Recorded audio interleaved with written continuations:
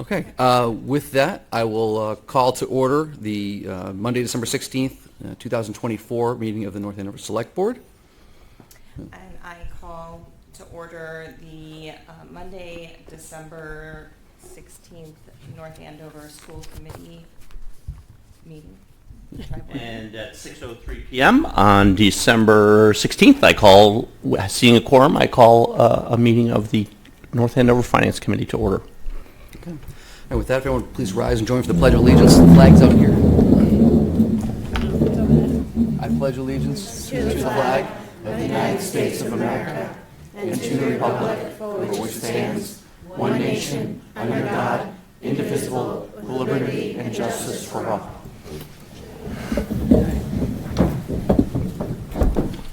Technical question, I probably should have asked, who's public policy comment, or public comment policy governance here? Is ours? Okay. Per Select Board policy, public comment is not a discussion, debate, or dialogue between citizens and the Select Board. It's a citizen's opportunity to express his or her opinion on issues of town business. The Board may respond to public comment by taking under consideration when deliberating on an agenda item or referring the item to the administration for appropriate action or response. Public comment shall be for a period of up to 15 minutes, with speakers being allowed 3 minutes to present their material. Is there anyone here this evening for public comment? All right, seeing none, we'll move right into our new business. The town manager and finance director here for our fiscal 26 to fiscal 2030 capital improvement plan. I'll turn it over to you. Thank you, Mr. Chair. It's a pleasure to be here. I think this is the third or fourth year that we have done the tri-board meetings. And good. I think that they've been very helpful in making sure that everyone's on the same page as we start our budget season, and on making sure that we all have set expectations. We are starting tonight with the capital improvement plan. We do have many of the department heads with us in case you have questions on individual projects, but as you always know, they're happy to come to any future meeting as well. All right, so I have created a few slides that are kind of historical, because I know we do have newer members. So a capital improvement plan really talks about our capital items, which are tangible assets, things you can hold, or projects. They have to cost more than $25,000 and last more than 5 years in order to be called a capital item. We do this project to create a kind of a planning schedule, think about our financing options, and to plan for what we might need in the future. As a policy, any capital items that are less than $50,000, we do try to do within the operating budget. The capital budget is just the 1 year spending plan for capital that we present to town meeting for approval in May. As the process, what we do is we collect requests from all the department heads, including the schools. They submit them, they prioritize them, we evaluate them, and then we have a group meeting where we ask each other questions, we hear concerns, and we talk about the funding mechanisms. So if you look at the 5-year plan, we have 143 projects totaling $138 million. And for 26, we have 22 projects for a total of $14.9 million.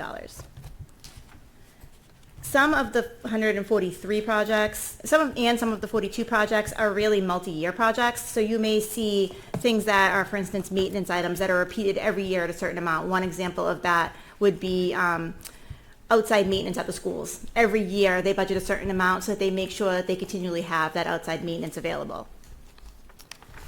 We divide our projects into 3 categories. The first category we're going to talk about tonight is infrastructure. So you can see we have the Fields Master Plan implementation. This is the 2nd year of the Fields Master Plan implementation. Actually, it's the 3rd year. We did McAvoy, we did the high school design, and then this would be the high school construction, the high school fields construction. And in a minute, I'm going to show you the plan for that. And I think Laurie or Superintendent Lathrop would be much more astute at talking about that plan than I would be, but I will show it to you. We have sidewalk construction, and if you look in the book, we have slated out which sidewalks we plan to do or repair or create next year. We have culvert and drainage improvements, roadway improvements, and per the select board's goals, we did increase that budget by 25%. We have playground improvements, and this year we are including the schools in the playground improvements because in the past we had 2 kind of separate line items. They were doing them on their own, and it makes more sense and we get better pricing when we work together, so we've combined those. We have improvements or repair to the public address system at the high school. Currently they are having trouble making announcements school-wide, and so we're able to fix that. We are fixing an outfall pipe. It's actually a stormwater pipe that was damaged during the August 8th storms last year. So we will be fixing that. We have IT at the school. We have a backup generator. The Superintendent Lathrop has asked for two, one fixed to the school administration building, and then one that's actually rolling on a trailer so that they can bring it from building to building if they have a power outage. And then we have the repaving of the upper lots and walkways at the Youth and Recreation Center. So this is the final plan for the high school fields. Again, someone else could speak to this much better, but one of the main goals was trying to get both softball and baseball to be able to be played, and to have like a lacrosse soccer type line field as well. As part of this project, we also will be redoing the tennis courts, but that's actually going to be a CPC application. This project is on a very tight timeline because we need to do it in the off season.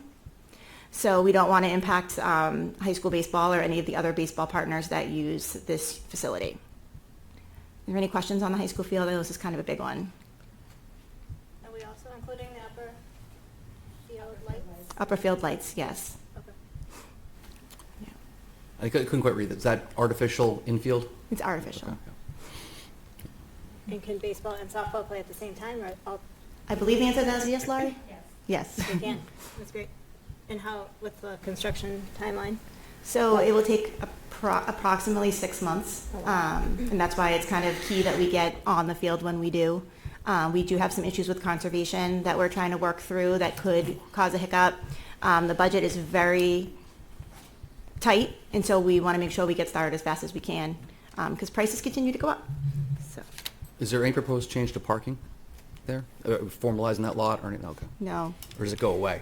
In one of the many different kind of phases that we did, if you remember correctly, there was one where we did make a significant change to the parking lot and use the parking lot, and that was not what they ended up moving forward. Am I missing anything, Laurie? No. Okay. The only issue with the parking would be if we go in front of conservation. We go in front of conservation, right? Okay. So, I don't know that I have this for fact, but I guess I've heard that there was drainage problems previously in this area, and that was why some of the road buckling was occurring at one point. I assume this is gonna solve all the drainage problems that we've had at the high school? Fully redesigned drainage. Okay, and does this mean the, like, gravel lot, I'm having trouble looking at the picture, the gravel lot stays the same, or it's going, like, in terms of the parking that's currently there for baseball, which is a gravel lot? So we don't have any. Do you want to come to a mic, Laurie, just so they can hear you? Thank you. She's like, I knew I was going to have to. Yeah, take my phone. We don't have any plans to change any of the parking lot or any of the parking as part of this plan. My only concern is when this goes in front of conservation, I'm not sure what they are going to say, because there was a mention of the gravel parking lot not supposed to be, that it's not supposed to be there. So, And it looks like part of it would be getting hit with javelins anyway. Yeah, I was saying, is that what that is? What happens if we lose parking? I don't have an answer for that. I mean, we may have to go to planning for a variance if we don't have enough parking, or zoning for a variance, hoping that doesn't happen. Right. It is gravel, so usually you don't, but. Well, they can always still park at the high school and walk. I mean, you're there for a sporting event, a little walk won't kill you. In that outfall pipe that you're referencing before, is that at this field or is that up top? It's near the tennis court. Oh, it's near the tennis court. Yeah. Okay. Okay. There is a drainage issue on the other side of the football field that's being addressed in a separate project. And what is conservation's concern about a gravel parking lot? It's permeable, so, do we know? When we were doing the track project, they wanted to bring the track material down there to help that parking lot, to like sort of rebuild it or build it up a little more, and they said absolutely not. That parking lot is not supposed to be there. I think it's too close to the wetlands. So it was created without permits at some point. Yeah. It looks like some of the parking lot is going away from the javelin throw. So these, I mean, that's the Curve is. I'm assuming no one's going to want to park their car where the javelins are getting thrown. Maybe. At your own risk. Yeah, incoming. This is very exciting. Thank you. It is exciting. Sorry, the 3 million or whatever, the number that was allocated. 3.2? That's the full cost. Not including the tennis courts, which we're applying a CPC for. But like for this. For this, particular- yes, that is the full cost. And the lights for the upper. And like- Okay. So the next category of presents we have is buildings. This includes the next phase of Facilities Master Plan 2, which is the design of the youth center. So that's that first $400,000 that you see. Improved drainage at Atkinson. The phase 2 of the high school auditorium upgrade. So we funded phase 1 last year. Flooring, which includes pretty extensive flooring at Atkinson.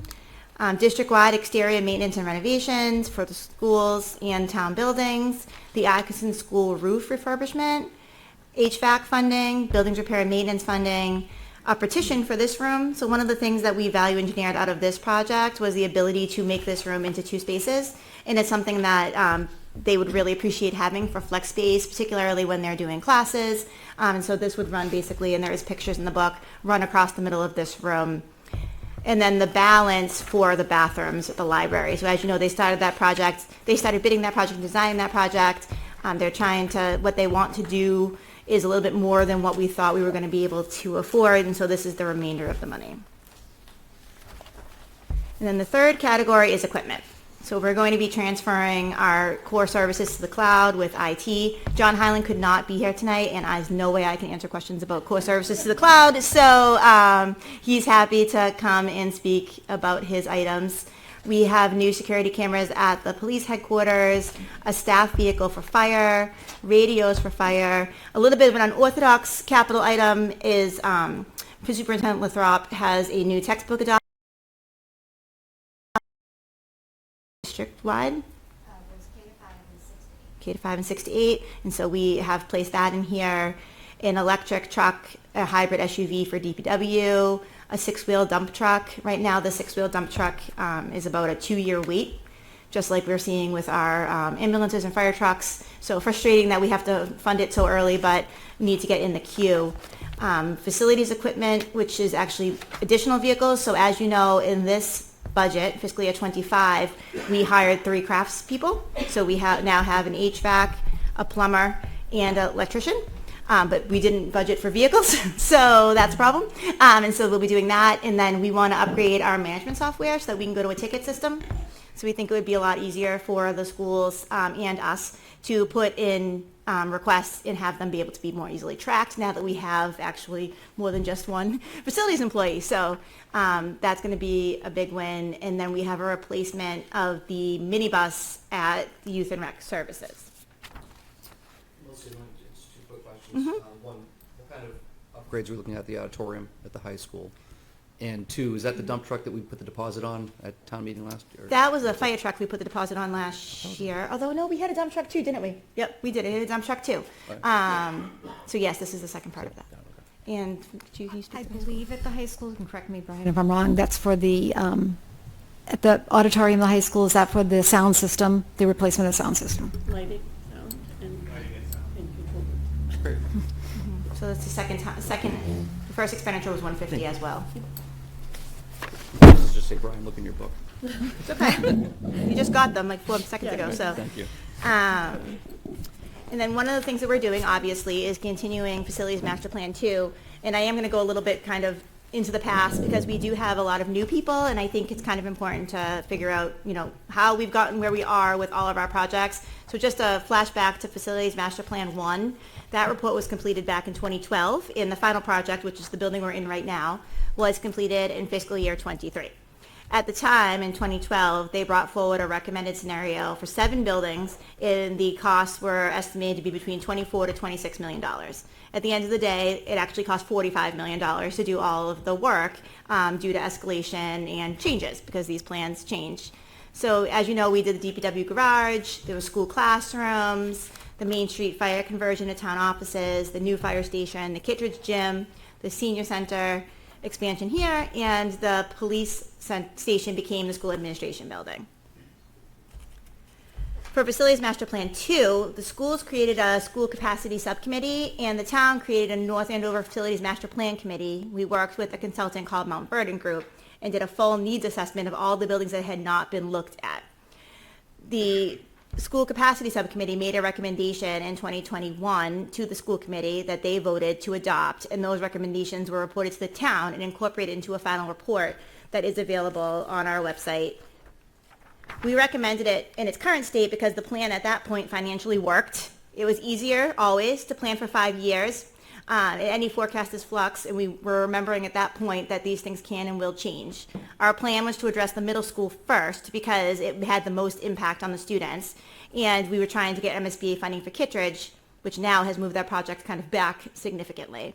We started with our most expensive projects so we could avoid escalation costs as much as we could, and we used our decreasing debt to our advantage to match project costs to increase capacity.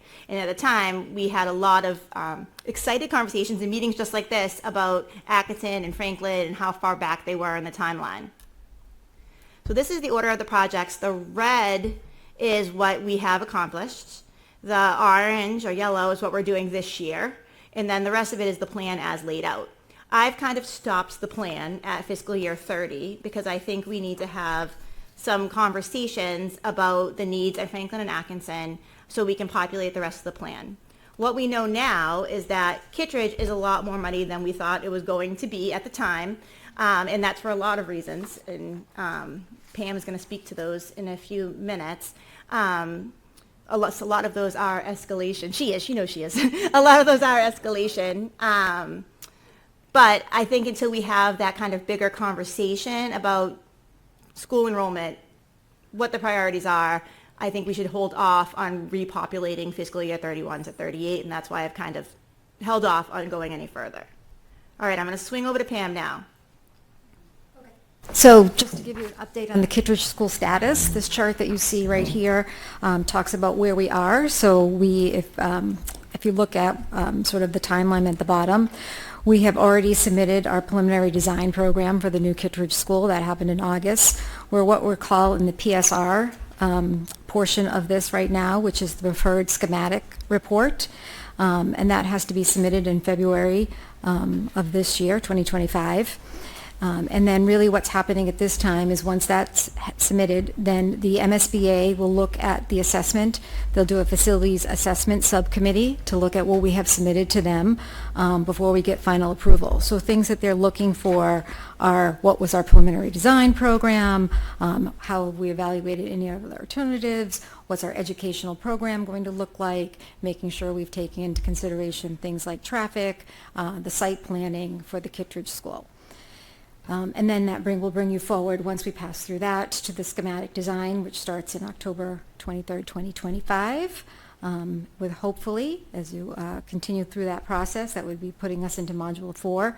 When we get to the approval of the project scope, that's a much more in-depth look. So they'll be looking at the budget, the schedule, what's the MSBA participation, so what's their funding that they'll give towards the program. And then December 19th, somewhere around there, 2025, will be the deadline for us. And then hopefully, moving into Module 5, go to town meeting in May of 2026 for funding of the Kittredge School. This slide shows you, so part of it when we said the feasibility study and making sure that we're assessing the area. So these are the schematics that we've looked at so far. So what we have presented to the public, we had the Kittredge Community Forum a few weeks ago, are looking at some different options. So one of the options would just do an upgrade of the current Kittredge school. So that's no change, just upgrading some of the things at the Kittredge school. Then there were two options to do an addition, and a reno. So renovating some of the classrooms and then adding something to the Kittredge school to make it conducive for the students. And then the bottom shows you new construction, and the new construction looks at different configurations for parking and play area for the students. At the Kittredge Community School Program, we went through all of these programs with the people that were there. It's also, I think there's a survey out online. The Kittredge School staff had some opportunities to look at it as well. And then we asked the people that were there to give some feedback. They basically voted by putting dots on the board. So the Kittredge Building Committee can feel comfortable getting some input from the community about what's going forward. I'm happy to answer any questions about any of those if you want me to.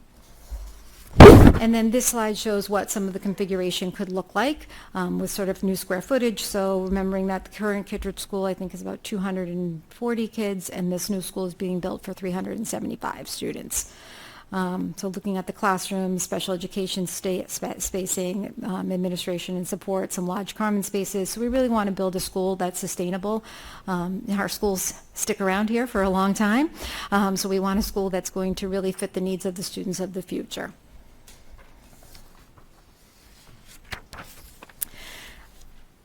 Want me to keep going?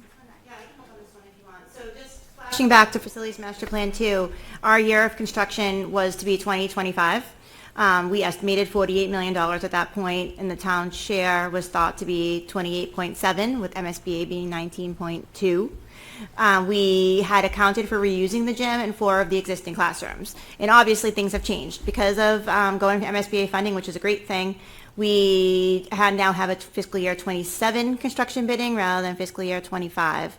And the cost per square foot has changed pretty significantly. So in 2021, we used $450 for new construction. And if you look back at the MSBA data, that was around where it is.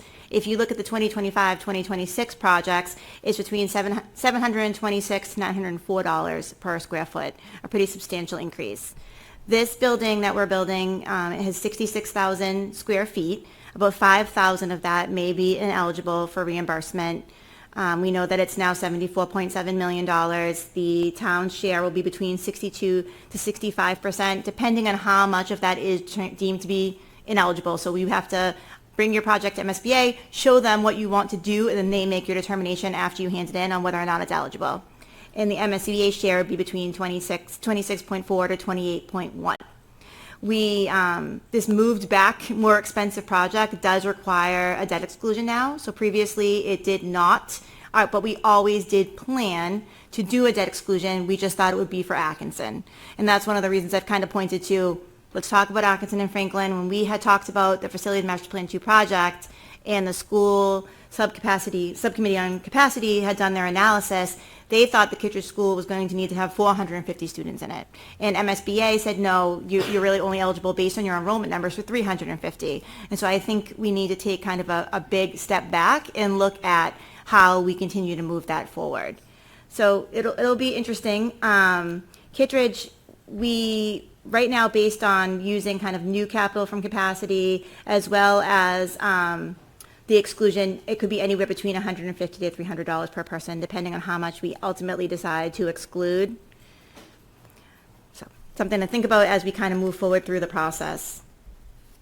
Again, for fiscal year 26, Facilities Master Plan 2 does not cost anything to the average taxpayer. We're doing just the design of the middle school, just the design of the youth center, and it's coming from free cash. Let's quickly go back. Yeah, absolutely. Regarding MSBA, the original one, the share was a much larger portion. Is that because you're doing a lot more ineligible items in this? Or No, I think when I don't know how it works, so your share changes all the time. They do a reanalysis every year. So, well, today our share may be the 38%. They will relook at your ability to pay, your social economics, and give you a new number literally annually. So it's constantly a changing target. when does that lock in? Right when you go to do your bond.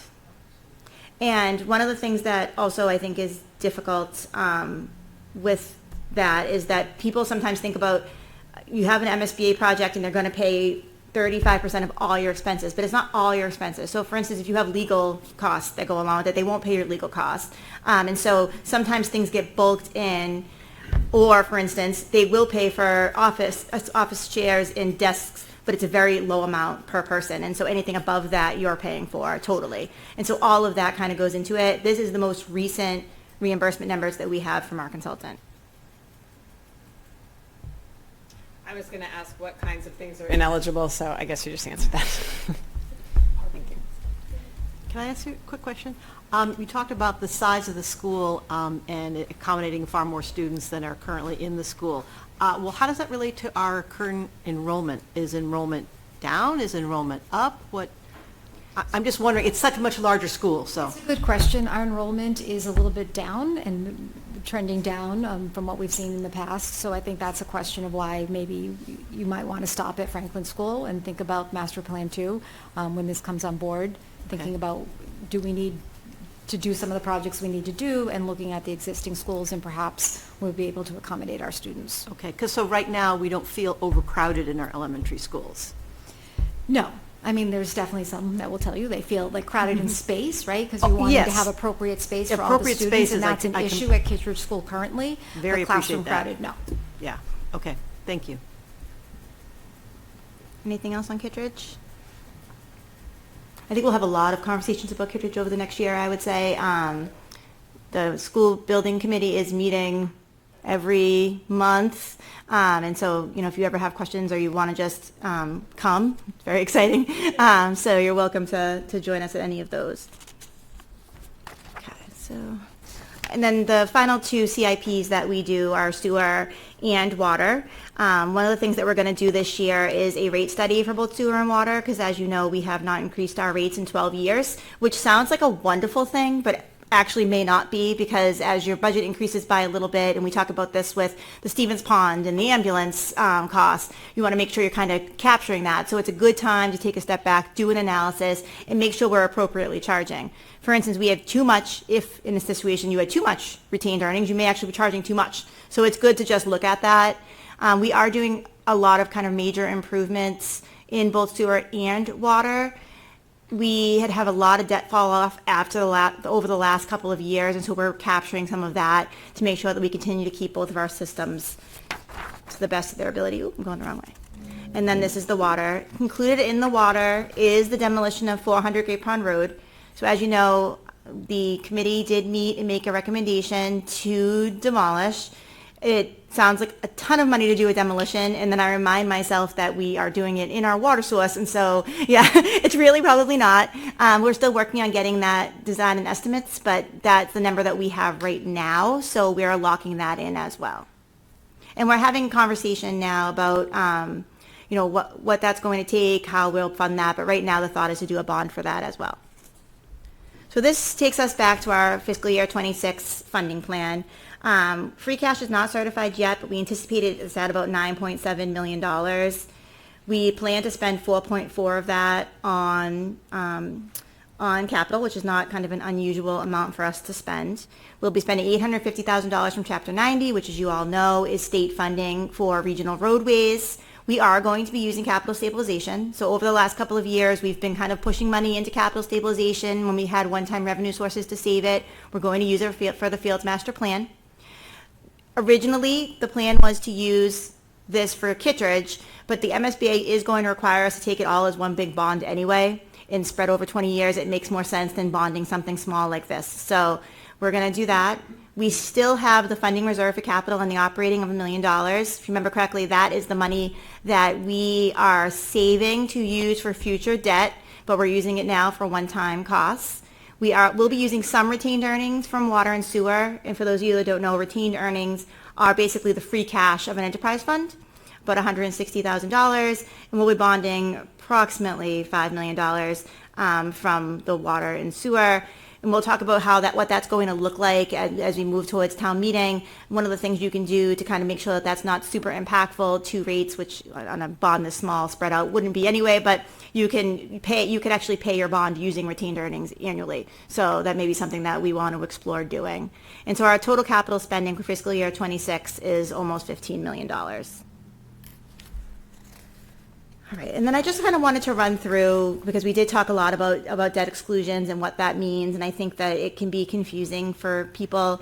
An override and a debt exclusion are two different things. For an override, it's a permanent increase to the levy, and it's for an operating budget. For an exclusion, you can do either debt or a single capital project, and an exclusion is temporary. So once you are done paying it, so a great example of this is the high school. 25 years ago, we built a high school. We exempted that debt.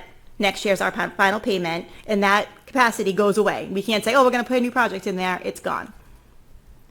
They both require a question to be placed on an election ballot by the select board. There's no other way that an override or exclusion can be placed on the ballot.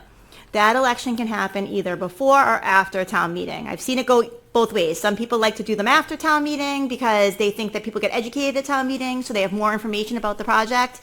because an election is approximately $20,000, some people like to wrap them into their March election and do it then. Here, our election's kind of well-timed, but with the timing of our capital projects and the way that our warrant opens, it would be difficult to put something on in advance, I think. As local officials, if we have, for existing a debt exclusion for Kittredge, we're not allowed to publish any voter information materials. We can't encourage people to vote. We can educate, but we can't advocate.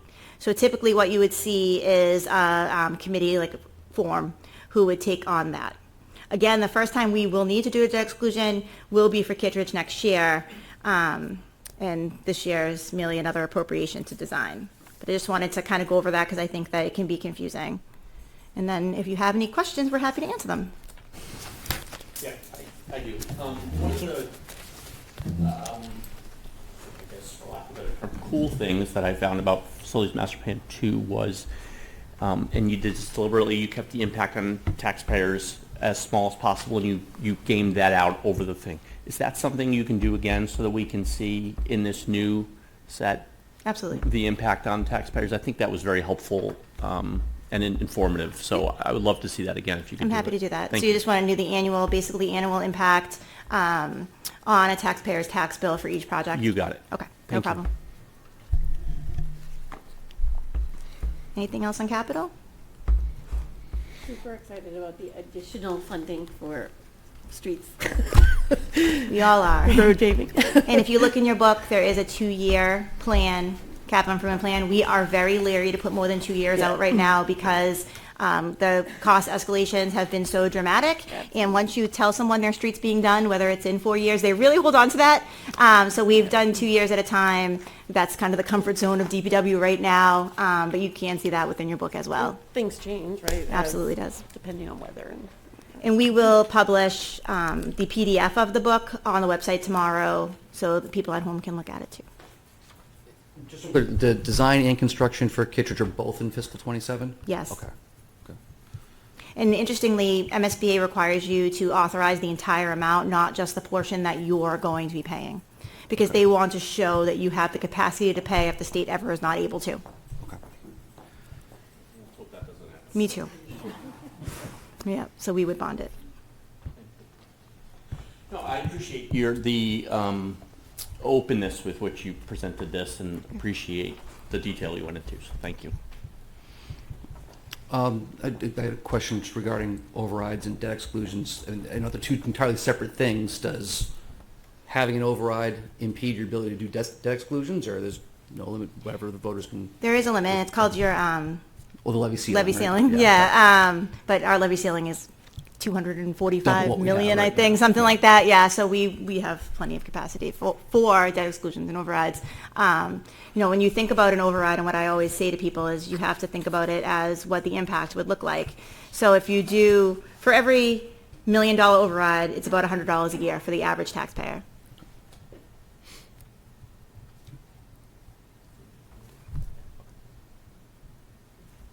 Okay, we'll pivot over to the capital. And again, if you have any additional questions or you need any of the department heads to come and speak on that, we're happy to at any time. All right. So next we're going to do the financial forecast. This is going to look a little bit different than I think you're going to like it better personally, but for those of you that haven't met Dennis, he is, I'm going to keep calling him the new finance director, but I think he's been here 6 months now. Dennis and I work together in Sudbury, so we were very excited to have him come and join us. And I can never forget about Kyle. So yeah, they've been a great finance team. We've been really lucky to have them. They're working closely with the schools as well, and it's been a very fruitful season already in the budget. So I have to say that they've been a pleasure to work with. They are. Our committee. Lynn Savage is a tough act to follow, and they've done a wonderful job. good, I'm glad to hear that. So just a little bit about our financial condition. Looking back, we continue to maintain our AAA bond rating. We did go out for bonds last year for the first half of the middle school. We were all a little nervous, but we were able to maintain that AAA bond rating. And a lot of that, if you read the letter, is because of our strong budgetary performances, our financial management, the fact that we have a finance committee and a select board that create the finance policies that we have, and we follow them, is a lot, right? So they were really excited to see that. We did just receive the 2024 Certificate of Achievement for Excellence in Financial Reporting. The 25 one has not come out yet. And actually last week, we received the Government Finance Officers Association Douglas Budget Award for 2025. Just a little bit about what our reserves we have. In stabilization, we have about $6.6 million, which is right about where we should be. We have a policy of having 5% of the prior year's revenues. And so we continue to do that, prior year's budget. We continue to do that. We have 8.7 in the capital stabilization fund. If you talk to any other community, they would be very jealous of this. So it's nice that we've been able to kind of sock that away over the last couple of years. And I think it's going to be really helpful as we continue on with Facilities Master Plan 2. We have $63,678 in the Special Education Stabilization Fund. As you know, that's something that we're trying to kind of move away from if possible and use reserves in the budget for special education since it is a recurring cost. Our free cash flow still estimated is around $9.7 million, and our OPEB trust is about $6.7 million. So every year we do this financial forecast. It is a really useful tool when we're trying to make decisions and look at our policy choices. It's also a really good warning system because we can kind of look forward and say, this doesn't look so great in fiscal year 29, or we know we're going to have this big increase to this contract in fiscal year 30. What can we do as we plan for that? And so it's something that we do. It also is really positively looked upon by our bonding agencies, which is we appreciate. We try our best to do educated estimates based on kind of past expenditures and revenues using the expertise of our town staff. We really do these in short periods, so no more than 3 to 5 years. It's super conservative, and I know sometimes people get kind of frustrated with that, but you'd rather that than us tell you you're going to have 10% and then you have 2 in a future year. And it's not detailed like a budget, but it's really a summary. So this is kind of a looking at moving forward the fiscal year 26 to fiscal year 30 revenues, and we're going to talk a lot about each of these as we go along, so don't be alarmed at all the numbers. So here's where it looks different, though, I will tell you. So in the past, you would have seen a giant red deficit at the bottom. And we are moving away from that because we find that it's not an effective tool in forecasting for our departments. It's not effective when we're trying to negotiate contracts. We think it's better to show you basically what the revenues look like and what your future budget increase will be based on those revenues, rather than basically people saying, well, you're getting $3 million more, and then we say, well, that's really only 1.6%, right? So we think you'll like this better, and we'll see as we go along. So before on this, were you over or under projecting revenues or over projecting expenses? No, we were so what we're doing now is we are projecting revenues, and then we're projecting how much you're going to have available to spend per unit. Yeah. Before, we were trying to basically guess what our expenditures would be.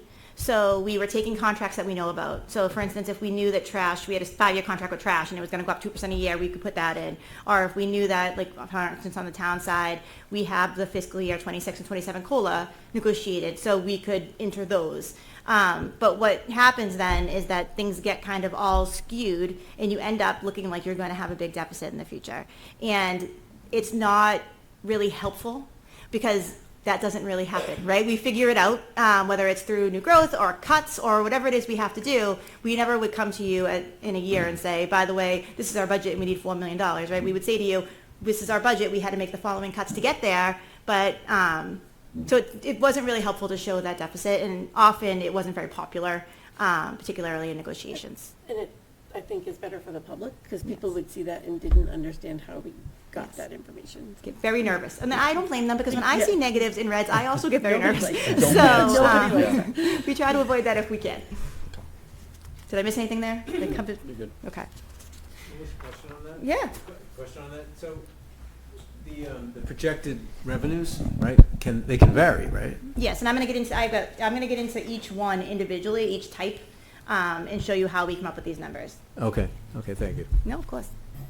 So we have 4 major categories of revenues, which is the tax levy, so our real estate and personal property taxes, intergovernmental, which is our state aid. Not only does the state give us money, they also do assessments and we give it back, basically. We have our local receipts, which is the money that we bring in as a town, and then transfers, which really is only the transfers from the enterprise fund typically to our budget. And so when we transfer from the enterprise fund, we'll say, we've got 8 employees in the Water Enterprise Fund, and they all have benefits, and so we'll transfer from that to the benefits line to offset, because an enterprise fund is supposed to fully pay for itself. So this is just kind of an example of our revenues by category. As you can see, the majority of our budget really is based on the tax levy. 77%, that is the amount a community can raise through property tax, the tax levy. So the levy can be any amount up to the levy limit. We raise 2.5% annually, and that's per the limitations of Proposition 2.5. Again, we can raise more only through three mechanisms. 2 of them we just talked about. So that was the capital exclusion and the override.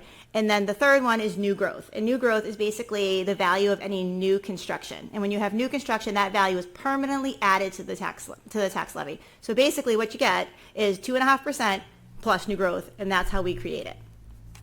This is our fiscal year 26 new growth estimates. And some of you who are on the Revenue and Fixed Cost Committee will have already seen all of this and learned about our revenue. So it's been really helpful. And for those of you that are newer and don't know, North Andover is unique that they have a Revenue and Fixed Cost Committee who meets. They go over all of the revenues with the town accountant and with the finance director, and then they make a recommendation to me on how much the budget should grow based on their analysis, as well as what our fixed costs are going to be. The Revenue and Fixed Cost Committee is made up of the town accountant, 2 members of the FinCom, this year it was Donovan and Nancy, and the school finance director and the superintendent. So we had Pam as well. So you can see that this year we're estimating new growth to be about $1.3 to $1.4 million, and you can see exactly where that's coming from. So things like the Main Street apartments bring in not a huge amount, and then we've got some commercial and industrial as well as personal property that make up the rest of it. In a typical year, we see about 750, and that's typically what we plan for is 750, but we have kind of not had typical years recently, as you can see. So this was our 10-year growth with a 1-year estimate for 16 to 26, and you can see we've kind of been all over the place the last couple of years, and the majority of that reason is because of Amazon. So if you remember, the town has accepted a local option that allows us to capture the full amount of the Amazon value until occupancy permits, before occupancy permits. So we did do that. We used it as much as we could about as a one-time revenue source, and then it will fall basically back. So we'll explain that a little bit more as we go along. This is just that in a easier to read maybe. And then this is just something that I thought was helpful. So this is a growth comparison to about 30 other communities in Essex County, and it's the percentage of, I can't even talk, it's your new growth is a percentage of the tax levy, of the prior year's tax levy. So you can see, and I know I keep saying our new growth is not normal. I swear it's not normal. It's not normal. So this is everybody else hovering between lower than 1 to 1.5%, and that's us up at 5.5%. And that's because we've had all of this kind of crazy new growth that we typically wouldn't have. And I know this is the drum I've been beating for years, that we're going to go back to the normal, and it's going to be the 750, and we're going to be in the 2s again. But I just wanted to show this because I think that in some ways a really great expectation has been set that we're going to be able to continue to have budget growth as we've had, but it's kind of not normal. And when you go out with these town managers, and Dee can tell you, for breakfast or lunch or at a meeting, and you say to them, we had $6 million in new growth, they basically fall out of their chairs. So I just wanted to show that so people would have kind of an idea. And this data is all available. DLS has a really cool new, this is very municipally nerdy, because I really enjoy it, data bank where you can compare North Andover versus different communities. You can do it by county on all different kinds of information, school spending, tax levy, tax bills. So it's an interesting new tool. I think they just rolled it out last year. So our second group is the intergovernmental. Again, that is Chapter 70. And our unrestricted general aid, which used to be the lottery money, and veterans benefits. So we receive a reimbursement for veterans. That's about 11%. We use the last year's state aid as our number because the budget basically for the state budget is never done by the time the budget starts. So we do try to use the last year's number in order to reduce risk. Then we have local receipts.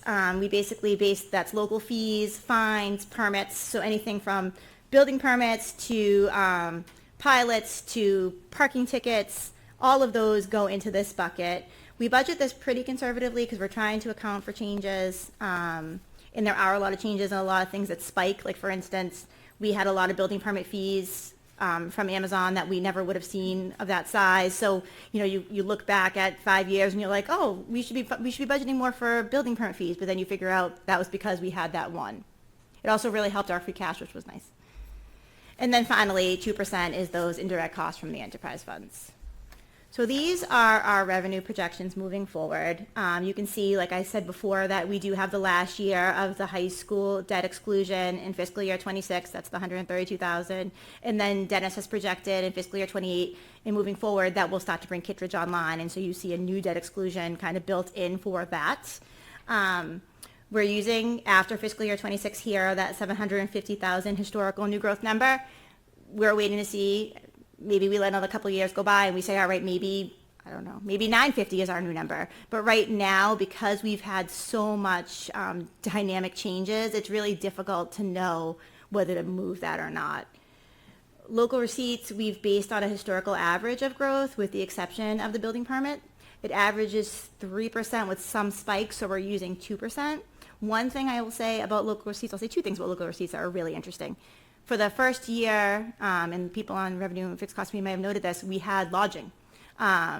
Previously, we had maybe $5,000-$6,000 in lodging. This year, we have $30,000, and I think that's from Airbnb. So that was kind of an interesting new thing, and we did have a conversation about that. And then our town treasurer, Kim Mackey, has done such an amazing job on investments that our investment income is really high. So we were able to kind of capture some of that because we saw that for a while we wondered, was it COVID, was it the interest rates? But obviously it's Kim. So we were able to increase that, and so that was a big help this year as well. The intergovernmental for fiscal year 26, we use 6% because Chapter 70 has trended high the last 2 years, but then we're 27, thank you. We use 6% for 27 because we already know 26. And then we went back to 2.5 because that's kind of the historical number. And so if you look back at our Chapter 70, interestingly, we had years where it went up $50,000 or $60,000. And so to bank on it being big numbers isn't kind of great. I think that covers everything on this one. Does anyone have any questions about this? Dennis has a beautiful, humongous chart that we could show you if you have questions about the individual, and I'm sure he'd be happy to invite you to his office and look at them. But things like ambulance receipts and everything else where we kind of can explain how we get to these numbers. But I know the Revenue and Fixed Cost Committee really dug in on looking at these. And these change. Even fiscal year 26 might change, right? Because we may find out new things as we move forward. A project may come online that we didn't think was going to come online. So these are all things that continue to kind of flux as we move along. Okay, so one thing that's a little bit different this year is that for the first time, we're going to use Medicaid as a revenue source. So if you don't know, the schools have a partnership with Mass Health where they're able to enroll eligible children and assist them in assessing benefits. There's federal matching funds for that are available for reimbursement, and the schools have been doing that for, I don't even know, as long as I've been here, and most school districts do it. It is a lot of work. It is not a simple process. They spend a lot of time doing the paperwork. In the past, what we have done is require them to go to free cash when they needed it annually, which doesn't really work great because you could get to a point where town meeting might say no, and they've built a budget based on what they think the Medicaid number is going to be. So we just don't think that is kind of a good long-term solution. These fees come into the general fund just like any other departmental fees. So same as boat storage or building permit or parking tickets, they just pour in. So it's appropriate to use it as a revenue source. The MGL doesn't allow for Medicaid to be a revolving account. And so while I do note that it is in fact in our bylaws as a revolving account, it's not allowable. And there's a fund list if you're ever curious about what can be a revolving account, which is why we'd like to use it as a revenue source instead. So what we'd like to do, because the number does fluctuate very dramatically, is use the last year's number just like we do with state aid. So it will give us kind of an idea of exactly how much we can use each year. So for fiscal year 25, we're proposing using the fiscal year 24 number, which was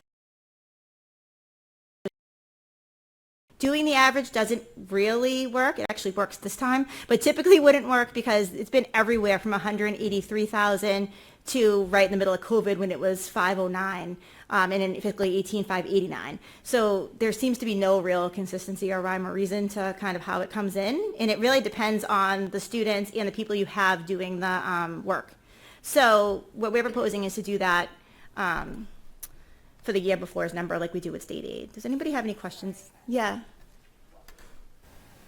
I mean, I guess you just said, but we don't, I mean, is there like a list of things that they give? Like, why would, I just don't understand why it would vary so much unless your student population varies And significantly. sometimes it I mean, does. is that Students what might we think it is? graduate. Yeah, graduating students. You may have students who perhaps are on Medicaid and now they're not on Medicaid anymore because they're eligible for other types of insurances.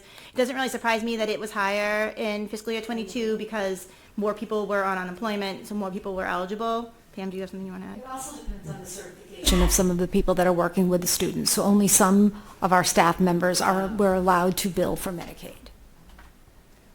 Okay. So it So really that's does. what, we're getting reimbursed the cost of the staff person that's working with the person that's on Medicaid, Yes. that's covered. Okay, got it. Okay. And we don't think declining enrollment is something to consider? No, I don't. No, I think that if anything, we need to, what Michelle O'Leary, our Director of Social Emotional Learning, and Cheryl Barzak, our Director of Nursing, are looking at, are there other staff members who can be, who are eligible to be able to put in? It is a lot of paperwork. It is a lot of work for them to chart that and spend that paperwork in for Medicaid. And perhaps we're just making sure that everybody that can will. Make sure we're maximizing the benefit. Correct. Okay. Any other questions on Medicaid? Can volunteers help with the paperwork? Unfortunately, no. Maximizing it. I mean, do you have any idea? We just I 5% think we're away. very close. North Andover does a very good job of collecting on Medicaid. It's just looking at certain certifications and if they're what's allowable. Right, so there's not a lot more there. Yeah. If we, okay. Not leaving money on the table. Yeah. Okay, so we're going to pivot to talk a little bit about expenses. So these are all of just basically the different types of clusters that are in our budget and things that we try to kind of think about when we're creating our expense forecasting. And then this is a fun chart showing you where we're spending. And as you know, it's when you look at shared services and benefits, it actually ends up being closer to 60% of our budget is education. And then everything else is kind of a smaller pie slice as you move forward. So we have a lot of budget drivers. One of them is fixed costs. This year we are looking at about 6.9% for fixed costs, which is painful. And so we recognize that. And I'm going to talk a little bit about health insurance as well as retirement on the next slide. We look at what we have for personnel, what collective bargaining agreements we already have settled, what the COLAs are going to be, who has step increases, and when those step increases occur during the year in order to build up what our platform would look like. If we have multi-year contracts, we can account for those because we know what those are. So for instance, we know exactly what we're paying Rico for our copy machines for the next 3 years, so that's easy for us to kind of input. Needs for increased services or changes. So if things change, right, if we've got a new state law or a mandate, or for instance, federal government wants us to do certain things with water or sewer or lead lines, right? Those are all things that we need to account for as we're kind of creating this. And we try to keep things really stable, right? Because we don't want anything to change for users. We don't want there to be any less services. So we try to make sure things are as stable as possible. We create a salary reserve for any contracts that are not settled. So in fiscal year 26, we know that we have 911, clerical, library, and DPW all coming up as open contracts. And so we'll create a reserve for those and kind of put that in as a space holder for us as we're moving forward with their negotiations. This is our estimated retirement assessment. The good news is in fiscal year 36, this would go away because we have not extended our payment plans. So that's very exciting. The bad news is it went up 9% this year. And previously, I think we had extrapolated out 6%. 7.5. 7.5%. So that was a surprise when we went to do the budget this year. That was one of those things that changes, right? And so we're looking at a 9% increase for this year. And then for our health insurance, we're also estimating a 9% increase for this year. And that includes rolling out the opt-out program. I think that as you know, we're in the Group Insurance Commission. I do anticipate that they'll be doing some plan design changes because it's just the costs have just continued to go up post-COVID. In the past year, I guess you talked about the opt-out program being successful. Is it continue to be so? Yep. So if you opt out of insurance now, and you are an individual, you receive $4,000, and in your family, you receive $6,000. Did I have that right? Yes. And we have had, I think, last time I checked, about 30 people who had opted out. So if you think about that, your insurance, if you're on a family plan, could be anywhere from $12,000 to $17,000. And so it's a pretty substantial savings for the town. So we've continued to do that. The school union has been very helpful in kind of communicating information about the program to their members as well. I think at first people were like a little nervous about it because they didn't want to opt out. They were afraid that if they came back, they wouldn't get the same benefits. But then when people realized, so the state does an opt-out program, but it's a one-time payment. So what happens is people opt out, they'll go back on the insurance, they'll wait the 2 years, they'll opt out again. Doing it annually, I think people are feeling better about it, and so we're seeing more people kind of get in on it. Thank you. Yeah. So fiscal year 26. One of the things that we're looking at right now is what our revenues will allow for fiscal year 26. As you know, we're right in the middle of our budget process. Departments have received their budget materials, are working on it. For town departments, we're looking at a 2.75% max anticipated level service. Fixed costs are going up 6.69, and the education budget is at 2.75 plus Medicaid for a total of 3.29. I'm going to get a little bit more into the schools budget as I move forward. This is the budget guidance forecast. I'm going to show this to you in two ways. So basically what we're saying here, instead of saying this is what we forecast we'll spend, this is what we forecast we'll have the ability to spend. And so this gives us an idea of what we basically need to back into as we're moving forward. I will say, interestingly, that these numbers are going to change, right? This is just a forecast. We can't use it as a kind of crystal ball, but it's helpful to have as we move forward. One of the things you'll note is that right now we have that $1 million for capital in fiscal year 25, and we have it again in fiscal year 26. We built on it in fiscal year 27. We added 2.5% to it in order just to kind of keep that moving. And then in fiscal year 28, when the Kittredge comes on, you start to see that go down, right? Because we're taking that money and we're transferring it over to debt. So you see the debt number going up, okay? And then it becomes nothing because now it's over in the debt. So this basically gives you an idea of where we're going to be able to go as we move forward. And then this gives you that idea in percentages.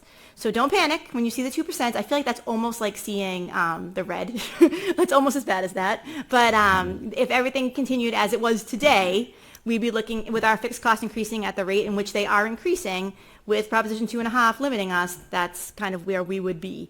And so we'll continue to work on that as we move forward and try to get you the best possible numbers. But that's kind of where we are. It would be really nice if Proposition 2.5 could apply to all of our expenses as well.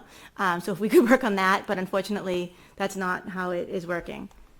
Okay, and then one of the things that I wanted to talk about tonight is the salary reserve. So if you remember correctly, last year, we created a salary reserve on the town side of the budget for the middle school teachers. We ended up using that to fund their program that they did.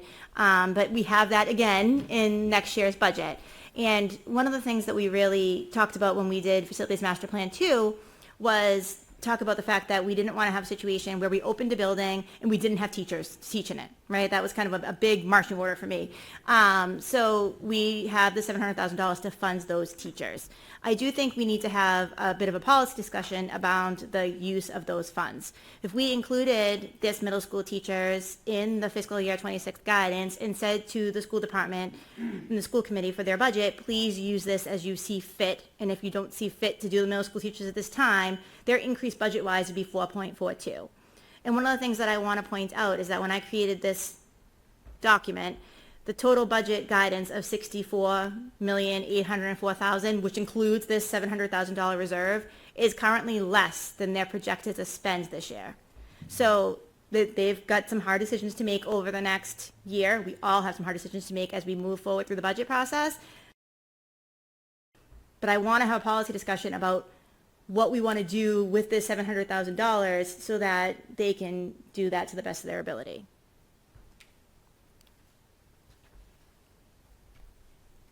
And I don't think it's a decision that Pam and I can make. So I think it's a bigger decision than that. So I'd appreciate hearing people's kind of input on how we should move forward with that.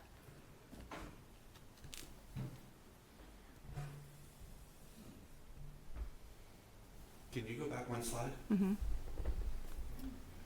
It seems to me that when we look at those numbers, and I know they're projected, but when it's 2.02, 2.14, the less than the 2.5%, and then you hear about increases of 9% and 9% and things going up, and we hear about how inflation is going up and how things are becoming more and more expensive, that us abiding by Proposition 2.5 is not going to work well for us in the very near future. And I think it's been 15 years since we made a different choice as a community. And I think most communities go 4 or 5, maybe 6 years before they have to make that different choice just to stay up with their growth. And I think that's something we have to consider as elected officials in this town is maybe that's something we need to really think about. And then can you go back forward one more slide? Forward. This one? Yes. Us, and I realize the schools have been an issue for the past year or so, and we're falling on hard times, and we are doing our best to remedy those things under amazing leadership. But expenditures of, if we don't get the 750, that actually doesn't really even matter that much to this discussion, because to do what we did this year, to do next year, we are going to have to, if we can't do that, which would bring us up to about 67 or 68 million, we're talking about making $4 million in cuts. Mm-hmm. And that is will have an enormous impact on the quality of education our kids get.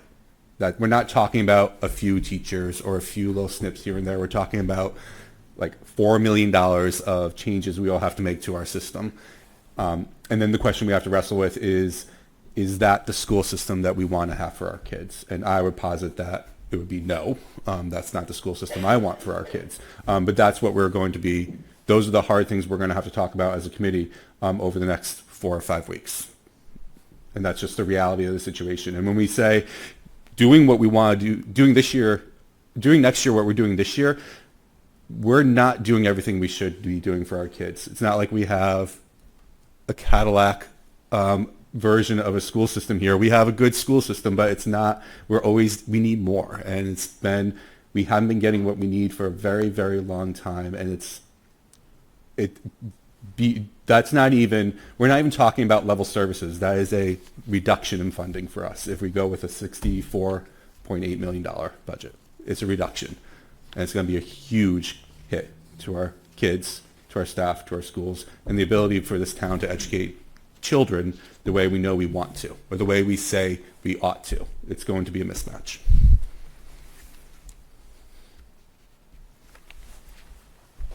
think it's tricky because we also, I think if I recall correctly, during the last negotiations, we knew from the get-go that going into year 3, we couldn't afford the contract, so that's just one piece of it. And then we've compounded that, with other issues that we weren't anticipating. Yeah, but if we want to have a school system that provides the education we want, we need to build in more money for our teachers to get paid so that they stay here. That we have not paid them what they should be getting paid for a very long time, and we need to remedy that. I'm not blaming people in particular. My biggest gripe is Proposition 2.5 doesn't allow municipalities to keep up with regular inflation. It just doesn't. And then you compound extra inflation and extra costs of rising costs, and it makes it even worse. So it's like, we need to pay we need to settle that contract and pay more, because it's what our teachers also deserve to be able to educate our kids. And if that is one of the primary things that we need for our town to do is to educate our kids, then we have to invest that money. And I'm going to stand here and argue all day for the kids. It doesn't mean that I don't believe the other things that town does is really important for our seniors and for our public safety, but my job is to keep arguing for kids. And that's just what I'm going to always do no matter what. That's my role as an advocate here. Yeah, and I guess I would also say that those of us who have to maybe push back on it a little bit, are not arguing against the kids. I want to make sure that that's very clear. And we all have, we've seen here $130+ million worth of decisions that have been made along with this. And I guess I would argue a little bit that I don't see it as a cut in funding. I think there needs to be a cut in spending. Last couple of years, we saw the spending was beyond what the town had agreed to, beyond what the town thought we were funding and supporting. So there were conversations that probably could have been had a few years ago. And now we're, 3-4 months into a new school year, finally with sound fiscal practices. I think it's really, really hard to go back to the taxpayers and say, we're still figuring this out, we still have a lot of unanswered questions, but we need more. That's where I come from on this. It's really, really hard right now.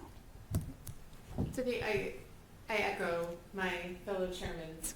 Chairperson, Vice Chair. Vice Chair, but I'm not my fellow. I echo Vice Chair. Him. Joe's thoughts on that we need to do what's best, or we need to do what our students need. I think one of the things that, as a member of the school committee, that I don't know yet is what that looks like, because I think as we move forward with the next budget, we need to make sure that we're offering that quality education at the right cost, so that I know Superintendent Lathrop is working through a variety of choices and decisions, but then finally some new finance support coming your way as to what that looks like. So I think over the next month or so, being able to see what's our ability to provide that education at the right level that our students and our staff deserve, if there are other options to us to do it within the restrictions that we have. I don't know that yet. And I understand, Mr. Chair, that we need to reduce spending. What I'm saying is that reduction in spending, whether it's reduction in spending or reduction in funding, the impact on kids is going to be the same. There's going to be less teachers in front of them. There's going to be less programs offered to them. There's going to be less. And we're not talking about a little less, we're talking about a lot less. And that is really concerning. Very concerning. Can we just clarify though, you just were saying earlier something about we need to be able to pay teachers appropriately. And I just want to understand, because I watched the school committee meeting the other night and heard you talk about a $4 million gap that we would have to figure out, right? That's not in order to provide raises to teachers though, right? That's to keep the same staff levels that we have. I just want to understand if you guys have done the analysis on, is it staff levels? Is it raises? I just want to clarify that point, because when you talked about salary, our salaries are set through our collective bargaining agreement. It's really a combination of both. Yeah. It's what I believe is the difference between what we have been spending, right, and what we're going to receive. If we roll up a year, we look at level services, we put in the increases to salaries, and we present a budget that shows the amount of funds that we're spending on any line item that's a corrected amount. So it's really a combination of both. I mean, you've already agreed the salaries and the contracts, right? Correct. So it's going to be cuts. It's not that we're not going to pay them appropriately. We're going to pay them because we have to. We have a contract. It's going to be cuts, basically. Yep. A lot of them. Yes. Clearly a lot of them, I think. But we're still wrapping our head around what the budget is going to look like for the schools, right? Like, we're still working towards fiscal year 26. And I know that there's a gap that we need to, but you guys have done such great work, and you're continuing to do great work, but you're still kind of putting some pieces together so that we can get a good idea of what, like Kelly said, what that costs to run the district. What we know now is that we are going to overspend the $62 million that's in this year's budget, For this and that year, we're but- going to overspend more close, we're going to go over the $64 million that's projected for next year. So then my estimation is if you think about the increase in salaries, the increase in keeping level services, that's where my $4 million difference is. Right, and there's some different things that might have to happen to... Right. And then, Ms. Lathrop, how much did we're going to go over by a lot this year, but we brought that number down from going over even more than we originally anticipated, correct? Like, we put a lot of things in place to trim down already. We have trimmed down, and there are some positions that we cut some positions last year. We have not filled positions of some people that have left this year. We have been conservative with our spending, but our deficit will be larger than I think we anticipated in the beginning of the year, because we were not, we didn't have a lot of time from when the budget was approved at town meeting to moving forward to July 1. So we are, through the support. Correct, right. But this year, so what we're doing now is we're working really hard with Dennis's help and Kyle's help to encumber all of the expenditures that we anticipate, which is why that number has changed. If you watch school committee, why we're projecting a larger deficit now than we were in the beginning of the school year. And I guess that was my point, is you guys are still gathering some information that you didn't have, and no fault of any of you, but you're just trying to put that puzzle together, and certainly hard decisions will be made, but you'll have a better picture. Right. So I guess on my end, it's important, right, because we are required to bring forward a budget within capacity, which they're working really hard to do, and to bring that to the finance committee and the select board for review. But when it comes to this salary reserve, right, when we created the plan, we knew that we thought we had higher enrollment then than we do now, right? This was right in the middle of COVID. Pam and I have discussed the fact that they have needs for if they decided not to bring in additional teachers, they could use that space for special education, other things as well. And so I think it would go a long way tonight for them to understand what everybody else's expectation is for the $700,000, because Pam's in the throes of the budget right now and she's doing a great job, but $700,000 makes a huge difference when you're trying to figure out how you're going to bridge $4 million, right? I mean, it's almost a fourth of it. So I think if we give them good direction tonight, we want those teachers. It's not going to be that, and correct me if I'm wrong, that the addition would be empty. Correct. Yes. Don't want to give anybody the impression that the addition is going to be empty. It's not going to be empty. I had a conversation with Mr. Gonzalez, the principal of North Andover Middle School. There are still lots of students in the building that are tight for space. There's an ability to use some of that space in a way that would be helpful, just as Melissa said, to break out some of our classrooms that might be sharing some space, to have some more small group instruction areas. So, and certainly not the new wing will be full. So the question in front of us, or the question in front of this body, right, is whether the 700,000 has to stay specifically for that purpose, or could be used in our budget. That is the question. So right now, this $700,000 lives in the town budget, and we had committed to holding it until you all had hired those teachers, and that's the clarity that the superintendent and I need as we move forward with budget planning. So I think the question before this whole body, right, is it okay to use the $700,000 to address these issues that are really apparent and obvious? In the next fiscal year. It's simple as that, right? We clearly, as everyone has already said, it's necessary. So we need, that's what we're asking for. So as a certainly as a school committee member, I think it would be prudent not to force it to be used in that manner, but to let it be used in the most beneficial way possible, the way our administration feels they should use it. Yeah, I agree 100%, and from my perspective, the number of teachers being hired should be based on the enrollment and other needs, not to fill space that's been built. It's nice that we have that space, but we shouldn't ever be hiring people just to fill a space. Of course right? not, yeah. So to me, it makes perfect sense to use the 700,000. I mean, not only that, isn't the space already at least partially occupied? It's partially occupied. I think this would have some more offerings to our students, and we certainly, can use the staffing, but not to the detriment of another area. Mm-hmm. The example I kind of think of is all these corporations out there that have all this space, and they're forcing people to come back into work after COVID, right? Because they don't want to have empty offices. That's not a good reason to bring people back into the office. There might be other reasons, and I kind of think of it similarly. In this case, it's not a good reason to hire teachers just because you have the space. It's because you need the teachers based on enrollment and other factors. Superintendent Lathrop, how do you want to handle this? Do you want it to come back into the budget for you to be able to decide Yes. how to use it? Okay, that's what I need to know. Thank you. Okay. Yeah, I just wanted to hear you. Yeah, that's what. If that's what you think, Superintendent Lathrop, I agree with you. And does that seems to me the will of the school committee as a whole, right? Okay. That was the point I was trying to make. Exactly. And I agree. as best you see fit. I guess my question, and the public might want to know, the addition to the middle school was built because there was pressures in the middle school of overcrowding, right? We had some of the largest classroom sizes in the state for the middle school. So has that been addressed? Yes, it's been alleviated, having more space to be able to spread the students out.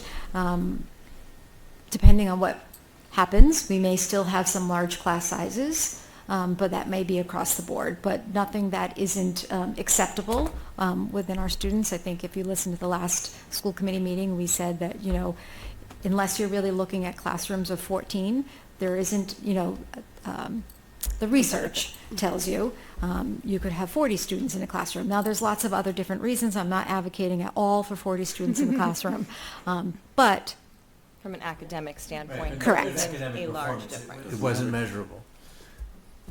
I think that people want to know that the condition was built, and we've kind of addressed some of the issues. we address some of the issues, and I think as Mr. Gonzalez says, it's some opportunity to alleviate some of the stressors that they have, where maybe there are people that are sharing spaces, to be able to give them appropriate spaces.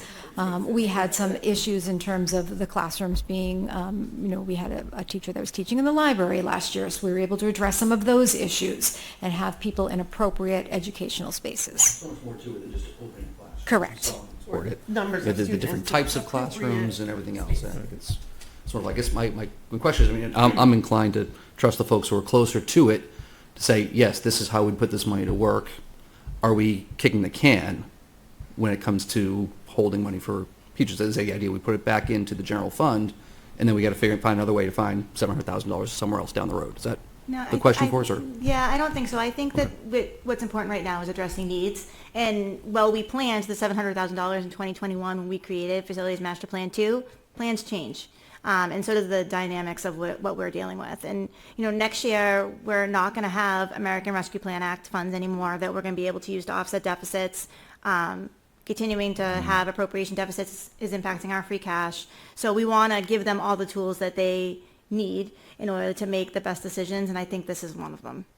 I think I'm incredibly appreciative of the diligence that you're doing to figure out the best way to spend the money. That is something that, again, we don't have a lot of knowledge or information about that, and so I just want to commend you for taking the time and direction to do that, to figure out, this is the money we have, how do we make the most of the educational experience for all of our students, and I completely think you should be able to use that money however you see. I think the team is working incredibly hard, and I have to give a lot Agreed. of credit to Mr. Gonzalez, who one day sent an email to myself and Kristen Ando and said, I'm really not going to get that $700,000, right? I Mr. should be Gonzalez. planning, thinking about it, because it affects a lot of the things that they're doing. They're looking at a schedule for the middle school, and so,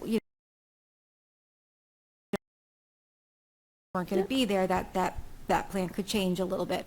And it's, no one's going to say it's not disappointing. Of course it is. Right, it's disappointing, but understanding when you look at the larger picture, sometimes you have to look at the whole picture and what's the benefit to everybody. So the credit is really to the team and to the people that are really closest to it to be able to recognize that.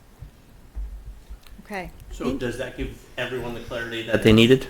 Yeah. And I'm just going to keep forcing these difficult conversations right now on my next slide. It's like Thanksgiving dinner at my house. But next we're going to talk about levy capacity in the Amazon TIF. So if you have been paying very close attention or perhaps attended our wonderful tax classification hearing done by our assessor, Bill Mitchell, you will note that we have levy capacity. It's about $5 million. It's on purpose. And it's because of the Amazon tax incentive finance agreement. So as I told you earlier, we had accepted that local option, allowed us to bring all the money in, right? And then this year, fiscal year 25, our TIF kicked in. It's a 10-year TIF. The first 2 years are 80%, the next two are 70, 60, 50, 40. It's short. 10 years from now, in 2034, it's a windfall. It's very exciting. We should all be planning for that. It doesn't include personal property. It only includes the real estate. But it is impactful to us. And so there is a reason why we want to hold that capacity. And there's really two kind of major reasons why. One is because Facilities Master Plan 2 and all of our planning tools really used that levy capacity as it came back on to fund the debt for Kittredge and other projects as they move forward, and also for future operating costs like this middle school money that we had. This was actually Amazon money that came on. Second, it's because we always were committed to making sure that Amazon is paying for Amazon's taxes. So if we start to utilize that $5 million early, that will transfer all of that burden to the residential tax base pretty much entirely. And essentially, are residentially paying Amazon's share of the tax levy. So for every $1 million, it's about 110. If we raised it all, it would be an additional $555, which doesn't sound like a lot. But when you put that on Proposition 2.5, that translates to about a 7.3% increase for your average taxpayer. And those of us that work in the offices and on the phones can tell you that a 7.3% increase would very much result in pitchforks coming to our offices. So we would prefer not to do that if we can. We have a lot of people who are on a fixed income. We see a lot of abatement applications already. And to put this on taxpayers, and I think the messaging that this was Amazon's money to pay, as town meeting we agreed to a TIF, and now we're putting it on you, would be pretty horrible. And so I don't want people to be surprised when they see that levy capacity and say, wait a minute, we didn't raise $5 million. It's really purposeful that we're doing that in order to avoid these impacts. My only question is, Yeah. how do we get this message out? Right. I mean, I think, well, this So this is will available. go on the website. Right now it's linked to our, it is linked to the agenda, but we'll put it on the website as well. Yeah, I think- Perhaps I could create like a, and when I say I mean Sarah, really, hi Sarah, a really easy like Canva type thing Yeah. that kind of explains what we're doing, and, continue to work the plan. Just to like spark the conversation, I think, because it makes so much sense to all of us who are sitting here, but it's just hard to make sure it gets Yeah, people want to know where the out Amazon into money the is, world. right? But by agreeing to the TIF, I mean, the great thing is personal property was not included. So that was the money that we brought on last year. It's been really, as we brought on, and it's been really helpful. And originally when we negotiated the TIF, one of the things we thought would happen is that the TIF would appreciate, we would continue to start seeing more money, and the personal property would depreciate. But that's actually not what we're seeing. The TIF's appreciating, which is great, but the personal property is continuing to appreciate because they're replacing things, because in that kind of environment, things go so quickly, and there's new technology all the time. And so Bill Mitchell has been doing a great job of keeping them accountable and looking at the list and making sure that we are accounting for everything that they have on site. And so that's been really helpful. And the TIF is far more predictable than the personal property, right? Yes. For the most part, yeah. The personal property is very difficult. There's only, I think, one other facility that's like this facility.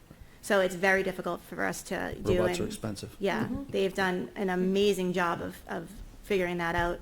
And don't forget, we're still at the Appellate Tax Board with Amazon. So, lots of things can change.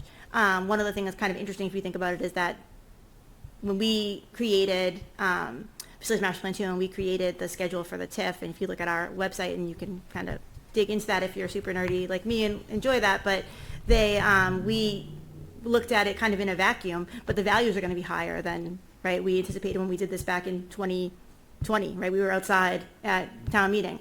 So, that number will continue to kind of change and flow, and so we'll see more than we thought we would. It's good for us because it locks in, we know exactly how it's coming on, and avoids kind of annual arguments about what should be paid. You mentioned the Appellate Tax Board, and if you can't talk about this, just tell me to shut up, but if this was for the personal property. It's for the tax bill from before the TIF went into effect. Okay. And all of our forecasting assumes what kind of outcome? So we have something called the overlay account. Yep. And we budgeted additional money in there in the year that Amazon came on to offset any potential payback. Bigger than the average taxpayer Yes. overlay. Yes, Okay. All right. so, So when you talk about personal property, you mean Amazon's personal property? Amazon's personal property. Okay, so that's a number that probably continues to grow, right? As they, like you said, bring on new technology and so on. So most places, no, but them, yes. Like most places, when you think about, like, say you're looking at a restaurant, right, and you're doing personal property, or I don't know if restaurant's probably not a good example, but if you're looking at typical places, yeah, they're not getting new fixtures all the time. Amazon is constantly getting new electronics, new stuff, so that number has actually been better than we anticipated, and continues to be, so. And I'm sorry, does that come, Improving their technology. what's that? So does that come annually? I don't understand how that's related to the TIF, I guess. Yeah, so the TIF actually doesn't include the personal property. It does not. It does not. That was something that Andrew Shapiro purposely, when he negotiated the TIF, purposely said, we did not want to include the personal property because we didn't want to be in a situation where they weren't paying the taxes on their stuff, right? It was one thing for the construction because they put a huge investment into the community. It's another thing when they're buying things. So we did not include the personal property. It was exempted from the agreement. So it is a growing source for us. It will continue to be a growing source. Now, how much it continues to grow? Potential, thank you. How much it continues to grow, we don't know, right? I mean, do they get their robots they build, they're from North Reading, the company. Do they get new robots every 3 years? Do they get new robots every 5 years? So they have a depreciation schedule as well, right? And so we kind of have to reconcile that. And just coincidental, the amount that came off for the building and it came on for personal property were almost pretty darn close. Yes. But that's total coincidence. Well, we always Right. hoped that would be the case, but it's Yeah. nice when your hopes come true. know. And But that yeah. could, yeah, okay. And like I said, Bill Mitchell's done a really good job of for the Amazon personal property and just capturing personal property in general. He's done that. It's a tough thing to do, and he's done a lot of audits with his team to make sure that we're capturing it. So it goes a long way. And that's the whole presentation. So I'm happy to answer any questions. I think we'll have a lot of conversations this budget season as we move forward. Maybe it makes sense as we get further along for us all to come back together again and have another conversation as we kind of end and we know more what the school's plans are and what the town's plans are. I think that's a great idea. Yeah. As we get closer to what the schools come together as a group again is not a bad idea. Dennis and I say all the time, it's one pot, right? So we have to figure out ways to work together to make this work. Yeah. So. We're scheduled to have our first presentation to the public on January 9th for the school budget. Do you have any idea of any of the ancillary benefits of Amazon? Has anyone ever tried to calculate that? Like, it seems like there's more like restaurants in the area, and more, those employers are eating lunch somewhere. There's probably no way to estimate that. I'm just curious if anyone has a sense of that, of So- other benefits that we've gotten. There's definitely an Amazon effect. We always joke about it, like the Whole Foods effect, the Amazon effect. Certain things come in and they have a lot of employees and they just attract people to the area. Amazon on record has about 1,500 employees. They go much higher when they're at a time like this, a peak season, Prime Day in July, and then now. So we certainly are seeing more people in the area.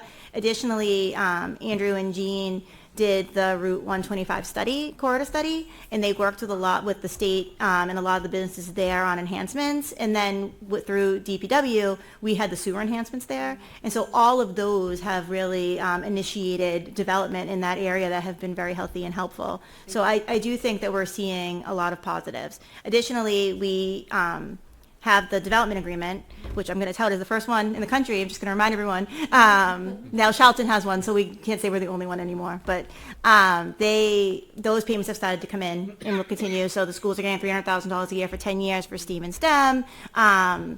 We're just actually about a month or two away from their 1 year of occupancy. And so we'll be working with Andrew and with Chief Gray on their traffic occupancy, they have to do a traffic study, and we have some money to do offsets for traffic concerns from that. So that's going to be really helpful, I think. But it certainly has brought a lot of benefits. Thank you.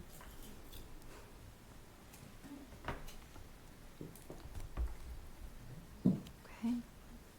Well, the select board still has some additional business we have to tend to tonight. Ouch. Well, you can stay. You're welcome to go to public comment. Perhaps I will.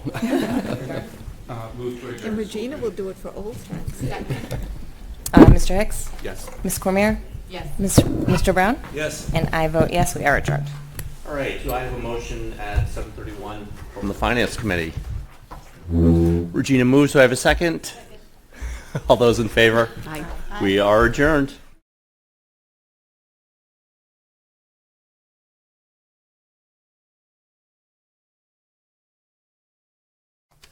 And we're good. Back to the select board meeting in a much more empty room. We are continuing on with new business item C. We've got 4 appointments to make. Janice or Dave, I'll turn it over to either of you to talk to these fine people who are going to help serve our community. Go ahead. Dave, you want to comment? Go for it. Sure.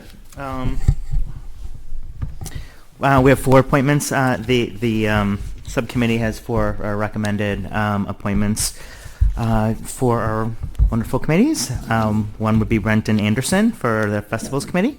2 would be John Grassi for Commission on Ability Assistance. 3 would be Anne Marie Guggenberger for Patriotic Observance Committee. And 4 would be Joyce Pinkham for Affordable Housing Trust. I'll second that. You gotta make a I don't well, have a motion yet, but Not yet. So I make a motion for the select board to approve all 4 appointments. I have a motion and a second. Any further discussion? Do we want to note the end dates of their terms? Yes, we should. Yeah, we've got Brenton Anderson through June 30th, 25. John Gracie, June 30th, 26. Anne Marie Guggenberger, June 30th, 26, and Joyce Pinkham, June 30th, 25. So noted. All right. Any further discussion? All those in favor? Aye. And with our thanks, welcome aboard. Okay, next up on our agenda is licensing. I will take a motion. Motion to move into licensing? Second? I have a motion and a second. All those in favor? Aye. Over to you. Our first item on our agenda is a public hearing for McCracken's Liquors and Wines doing business as Macloons for an alteration of premises at 531 Chickering Road. So I'll take a motion to open the public hearing. So moved. Seconded. Motion and second. All those in favor? Aye. Chris Bucco and Billy Bucco are here to discuss the changes that you guys have been making. If you guys can just state your name and address and Chris Bucco. Bill Bucco. and your address, sorry. I'm 33 Berkeley Road, North Andover, Mass. And 465 Chestnut Street. Yeah, if you guys could just go over what you're applying, yeah. So basically we own Quick Pick and Macaloons, which are in the same plaza in North Andover. Quick Pick's a convenience store, Macaloon's a liquor store. Quick Pick had a beer and wine license, Macaloon's full liquor license. This is just to basically cease Quick Pick from having a beer and wine license and kind of stop that altogether, and Macaloon's will just take over the entire premise as a full liquor license that has convenience items. That's our plan. And part of the reason is we had a wall up between the 2 stores. It's very hard to control stores when you can't see what's going on the other side. And so now we have the wall down because we have the building permit, obviously. And now we'll be able to control things better and see everything a lot better this way. And also, I've been doing this 48 years. And the liquor industry, as we know, liquor licenses are about every corner. There's a liquor store these days. No offense. So what we need to want to do is to give our customers a little bit more to choose from when they come into either store, cross merchandise things, for example. Because surprisingly, and we have a Dunkin' Donuts in there, you probably know that as well. So many people come into the liquor store 10, 15, 20 times a week. And where's the Dunkin' Donuts? Well, they've never been there. They didn't know what the hell it was. So it's a new experience for them, and we're hoping to capture some of that experience to help our businesses as well. And that's kind of the way we want to head, I hope.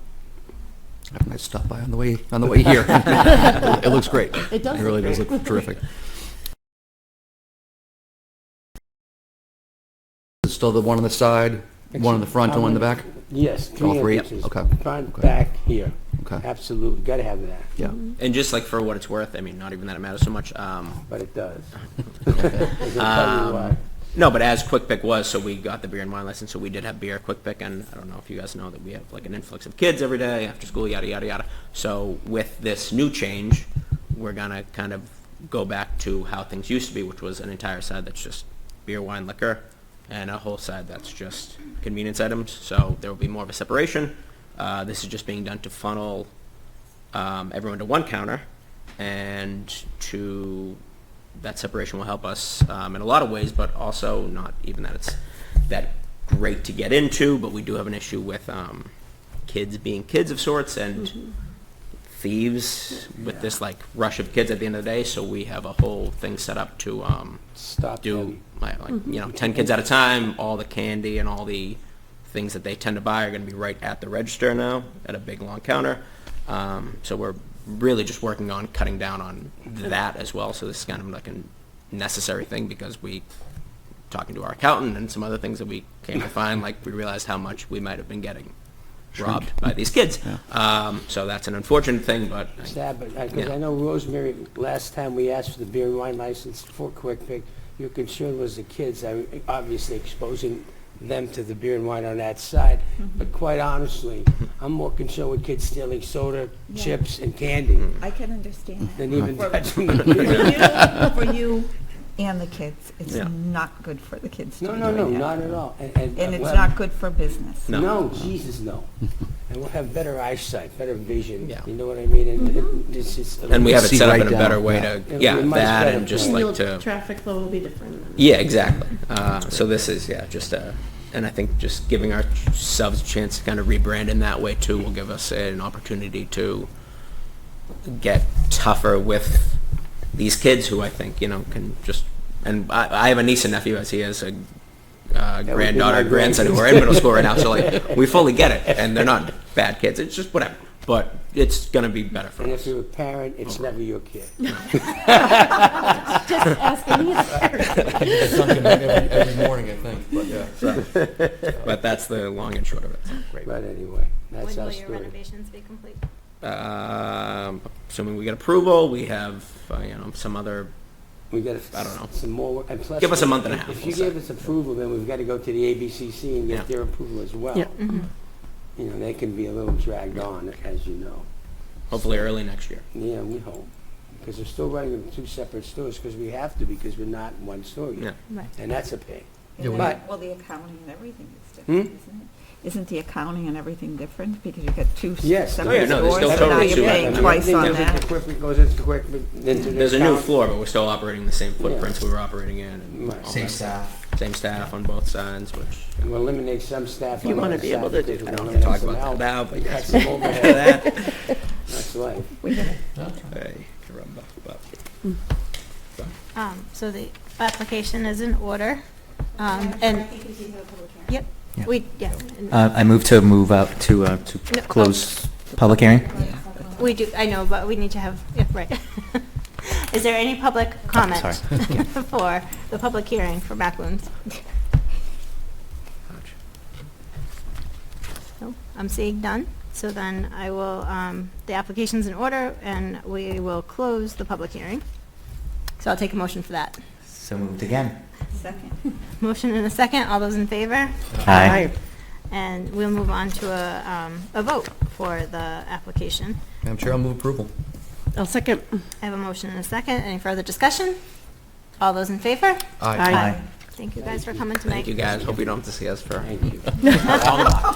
We'll be in to visit. I see you walking every morning when I come back from the gym. Now you've got sleeves on finally. I know. You should see this lady. It's insane. She had a good workout. She put it off. Sleeveless when it's like 35 degrees. God bless her. Thank you. Thank you, guys. Thank you guys.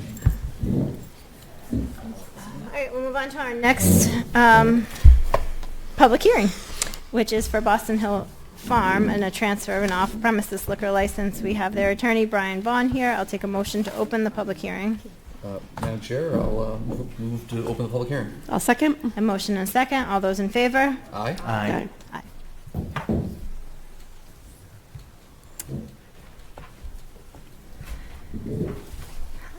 Whenever you guys are ready, just name and address and tell us about the application. Brian Vaughn from Smolak and Vaughn. I'm the attorney for the applicant, Boston Hill Farm LLC. With me tonight is Cheryl Farnham.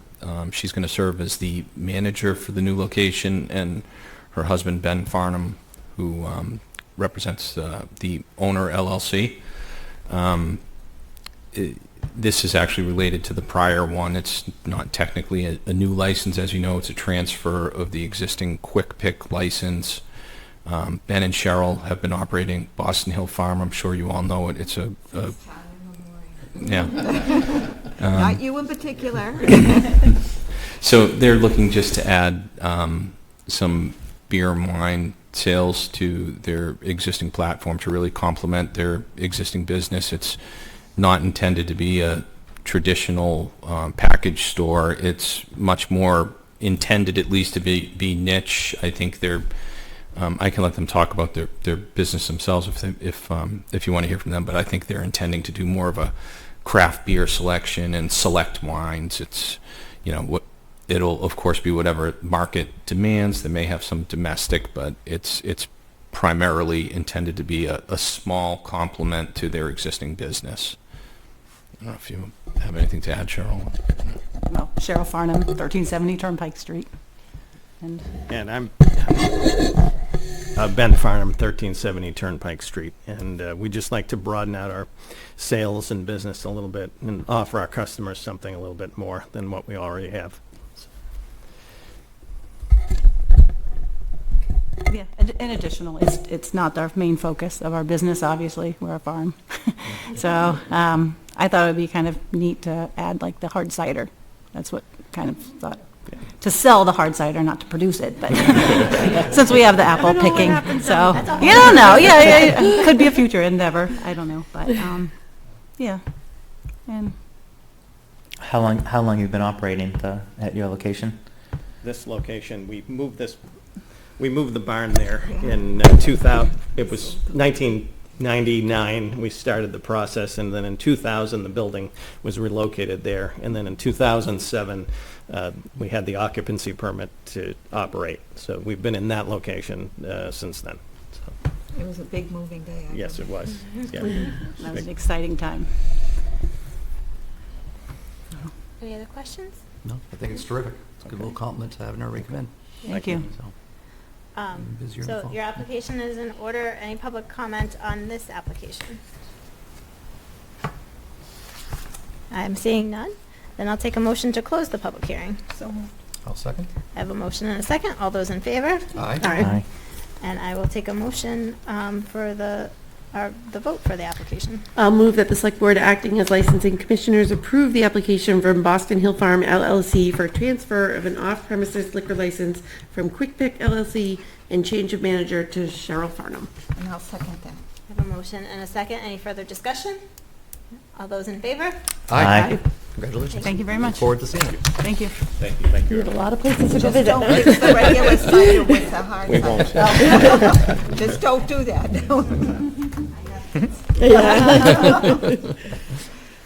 Merry Christmas, you guys. I should have said it to the people. All right, we're going to move on to our next agenda item, which is a common vic license application for the House of Bagels. And Giovanni Lima is here. Very successful opening. You must be exhausted. Everyone was talking about how busy it was. Waited outside in line, all of it. Have you been there? Yeah. Okay. Yeah, I've been there twice. Yep. My kid, Okay. yeah, and my son's been there more probably than me. Okay. Is he in high school? Middle school. Oh yeah, middle Yeah. school across the street, So, of course. yeah, Across the street. So, my name is Giovanna Lima. I am on one of the House of Bagels owner. My husband makes the bagels, and I wait on people. Family business. Very happy to be on the city. Everybody has been so nice so far, which is wonderful and much busier than we thought we were going to be. So it's like we have to hire another 10 people to help us. We're open from 6 to 4, Monday through Friday, and then 6 to 3 on the weekends. It's great that you can capture the after-school crowd, I think. Oh yeah, they all come at once. We have like 60 kids. Your smoothies are the talk of the middle school, so and Yes. how good they are. So I'm very happy to be on the city. I think, it's the perfect location for us. Yeah. And I think that's Tell it. us a little bit. This is your time. You're on TV.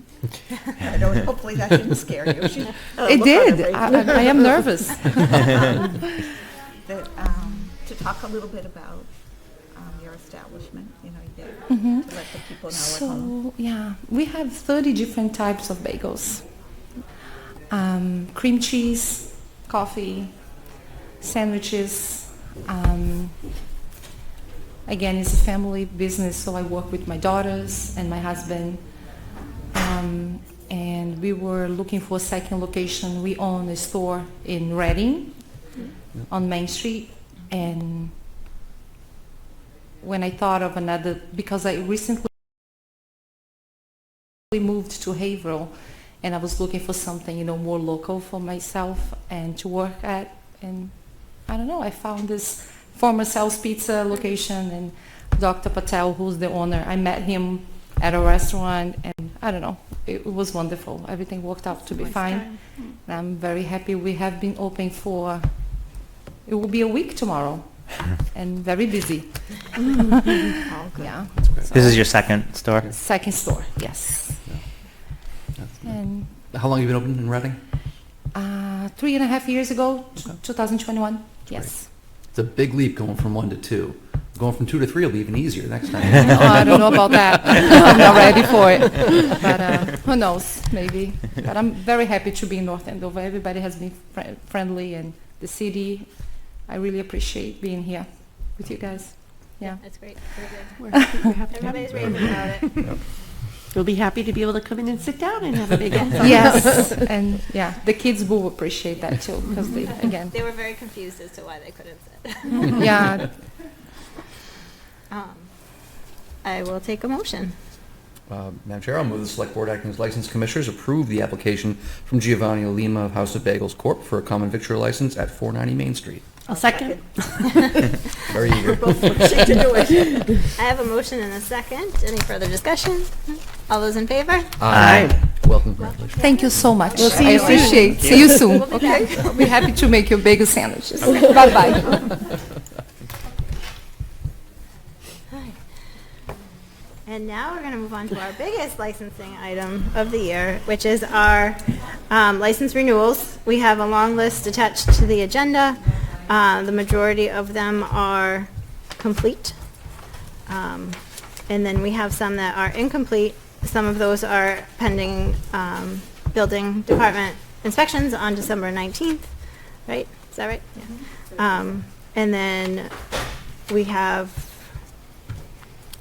we're actually all set with Good Day, right? So that's going to move into a completed application. And then we have one outstanding with Rolf's.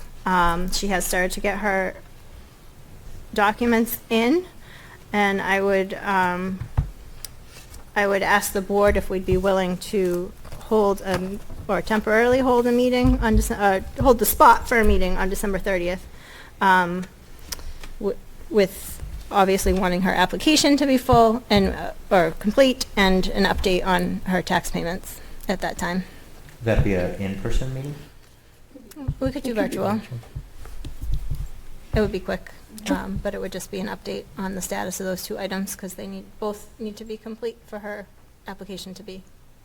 So just to be clear, she never applied. Okay. Her application was submitted this morning. The deadline was November 15th. Until you apply, it does not trigger any of our departments to review it. So once it was submitted this morning, that's when it goes to the departments to review. And separate to that is a tax agreement that was entered into that she has now missed the first payment. So her taxes will have to be paid in full before we can can issue her license. Yeah. And And that's state just mandated. say that again, please. Her taxes will need to be paid in full because she did not adhere to the tax payment plan that was set last week. And additionally, this is the second year in a row that we've gone through this, so I just want to be clear. We've had some conversations about is there things that we can do to better streamline, because it is difficult on it's difficult for the business, it's difficult on employees to have the expectation that in the 14 days before Christmas, when a lot of them are away and we only have one inspector in most of the positions, that they're going to have to make themselves available now too. So it's just something I think we should think about, maybe looking at our licensing regulations and make sure that we're being both fair to the business, but also fair to the people who need to do the inspections. But that's why the deadline was a month ago. Yes. Right? The deadline was a month ago and letters went out in August. And do we send certified letters so we know that they are received and? No, but we have several follow-up emails, calls. Once we know the deadline's approaching, we really work hard to reach out to everybody to see if there's anything we can assist them with. Correct me if I'm wrong, this is every year. Appreciate it, yeah. For an established business, this is not a surprise, right? Because every business needs to do Do this this every year. every year, every And it's business is- far more complicated if you hold a liquor license, right? Correct. Yeah, we Versus. have quite a list of businesses That- that That did it. did it. I should say the stakes are higher if you. The stakes are higher if you have a liquor license. And so I understand on the text, they're in default on last year's payment plan? So that triggered an acceleration clause? Is that essentially how that works? There was a payment plan last year, if I remember correctly, sorry, maybe I'm wrong, that was not followed, and so before the license was able to be issued, they had to pay in full. So you're caught up, It happened yeah. again this year. Got it.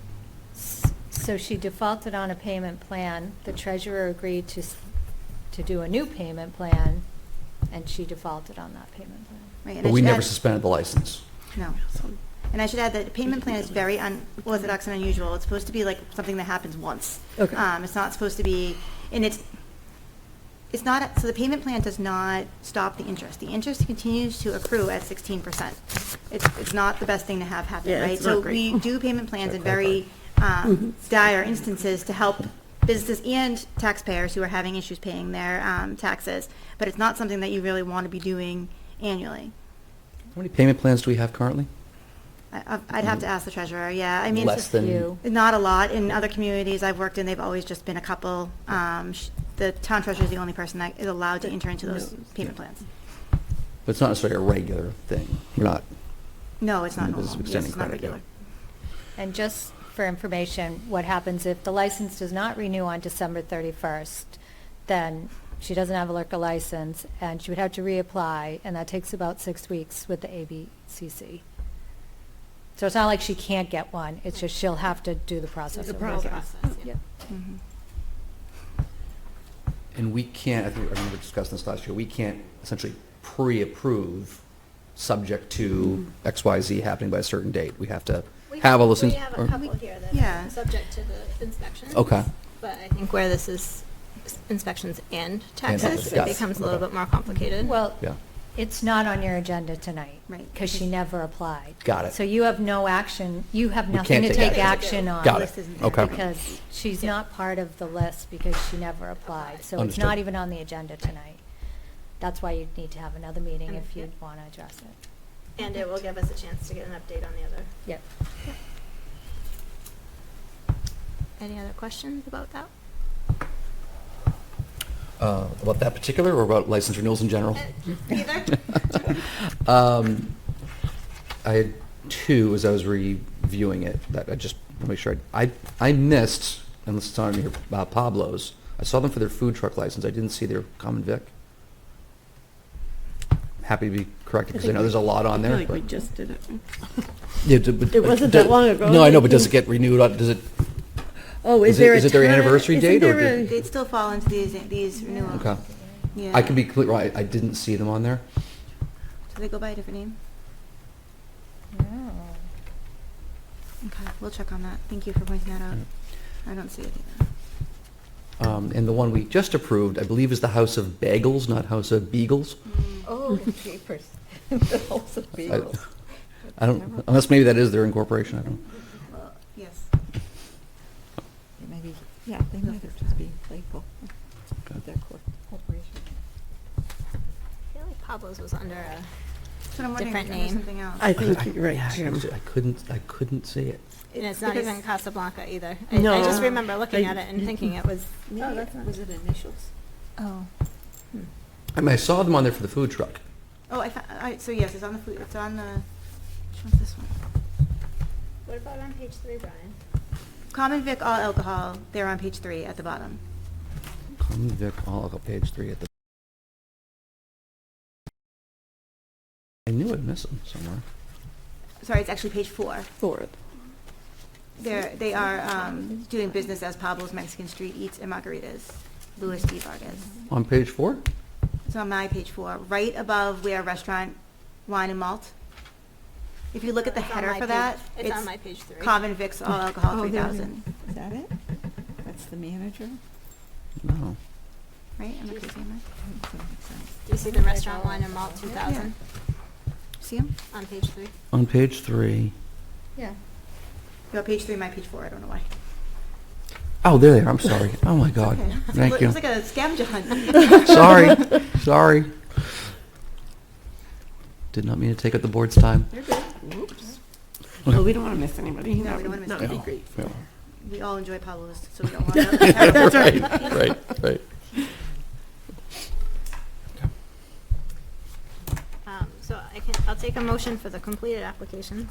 I'll move that the select board acting as licensing commissioners approve all the license renewal applications on the list provided by the town clerk's office. I should say all the completed license renewal applications. I have a motion and a second. All those in favor? Aye. Aye. And then we'll move on to the renewals with an incomplete application. And, let's see, we're gonna take out Good Day, right?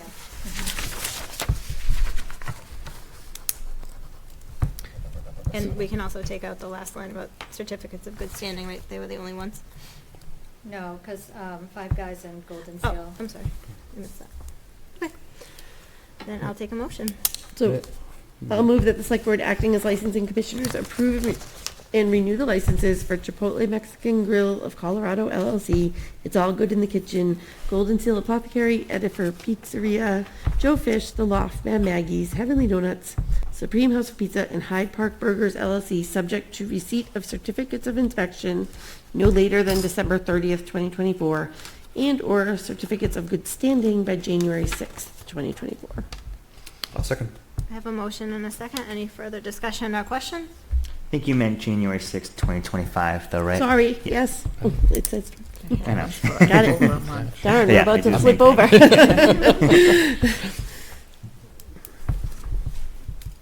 All those in favor? Aye. All right. I guess we'll put a meeting on the books for the December 30th, virtually, hopefully. 7 o'clock? 7 a.m. No, No, we'll probably do it any Yeah, time. probably maybe during the workday at some point. Okay. Yeah. Fine. Keep you posted. We can do that. Perfect. All right, then I'll take a motion to close licensing. So moved. Seconded. I have a motion and a second. All those in favor? Aye. Okay, next up, consent items. Acceptation of the Black History Month banners. Per our policy, but to take possession of them, is this correct? We do. I'd like to break my own rules though and speak on this if that's okay. Yeah. Usually I don't speak on consent because I'm not supposed to, but I just want to make sure that I'm clear with everyone about what we're doing here. So under our new banner policy, if the town is going to be putting banners up because it is not a public forum, we need to have ownership of those banners. And so I've been meeting with the Black History Month group to really discuss the official transition of that ownership. And some of the things that we've talked about have been that, we would agree that after taking these, we would start to put these up every February, but that a board would be welcome to take it up and just make a determination not to do it moving forward. That we would store the banners and that they would be able to inspect them and clean them. So at the end of the February month, they like to come in and just make sure the banners are cleaned up because they get really dirty. And they don't want that to fall on DPW. So they want to make sure that they're able to do that, which we agree to. We would still allow non-for-profits and other organizations to borrow them. So for instance, Juneteenth, Andover used one of our banners. We want to make sure that that continues. And we'll continue, obviously, even more so now, to host the webpage and work with Sarah on making those updates. I also just want to be really clear that they're not gifting us the artwork, right? We're getting the banners. They still own that artwork. They paid for it. And I don't want anyone to think that because of that, they can't later decide they could reproduce that and use it in any ways, shape, or form. And then finally, if we were going to do any fundraising or anything, we would put it out through the town. So for instance, we wanted to do additional banners, we would work with them on that. But right now, there's no conversation about any other banners at this point. Or if a banner gets damaged Or or... a banner gets damaged, those are all things we talked about. We would figure out how we would either work together to apply for the grants again or get Yeah. donations. Okay. Yeah. This is the first time we've accepted banners, so we wanted to make sure that we had everything in mind that perhaps could go wrong. And they've been fabulous to work with, really helpful, and we're looking forward to continuing this collaboration. So when would the polls need to be available? They go up February 1st, the banners. So that's from February, so not until February. Those wreaths will be long I would dead think by they'll then. be done by Yeah. Oh, Yeah. yeah. Unfortunately, the wreaths are browning up, but it's no fault of. So dry. Nope, it's just. the It's way just it that is. it's, the weather has been dry. They didn't get too hard freezes in Canada, which you need so that the greens stay. And I sprayed all the ones on Main Street because they tended to get, with the special stuff that the Garden Club recommended, and no fault of theirs, it was a good recommendation.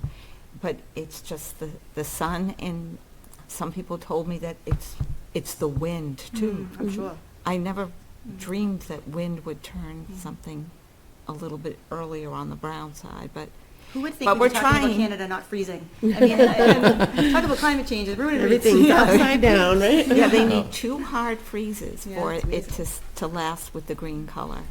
But and it's been happening. So we're doing the best we can. They look great. Do you have a memorandum of understanding with the donors or? So the reason I just documented that all is so that Nicole would put it in the minutes so that we would have historical information about the fact that we made these commitments. So it's verbal. Yes. Now, where exactly will they be hung? Well, in the past, we've put, so the last year, they were around the common. Mhm. And that's exactly how many we have right now. Although we do like to put at least one in some of the town buildings because people like to Yeah, come in it's and nice. enjoy them. Yeah, so we'll continue to work with them on that. And I know the schools really want to have them there too, so.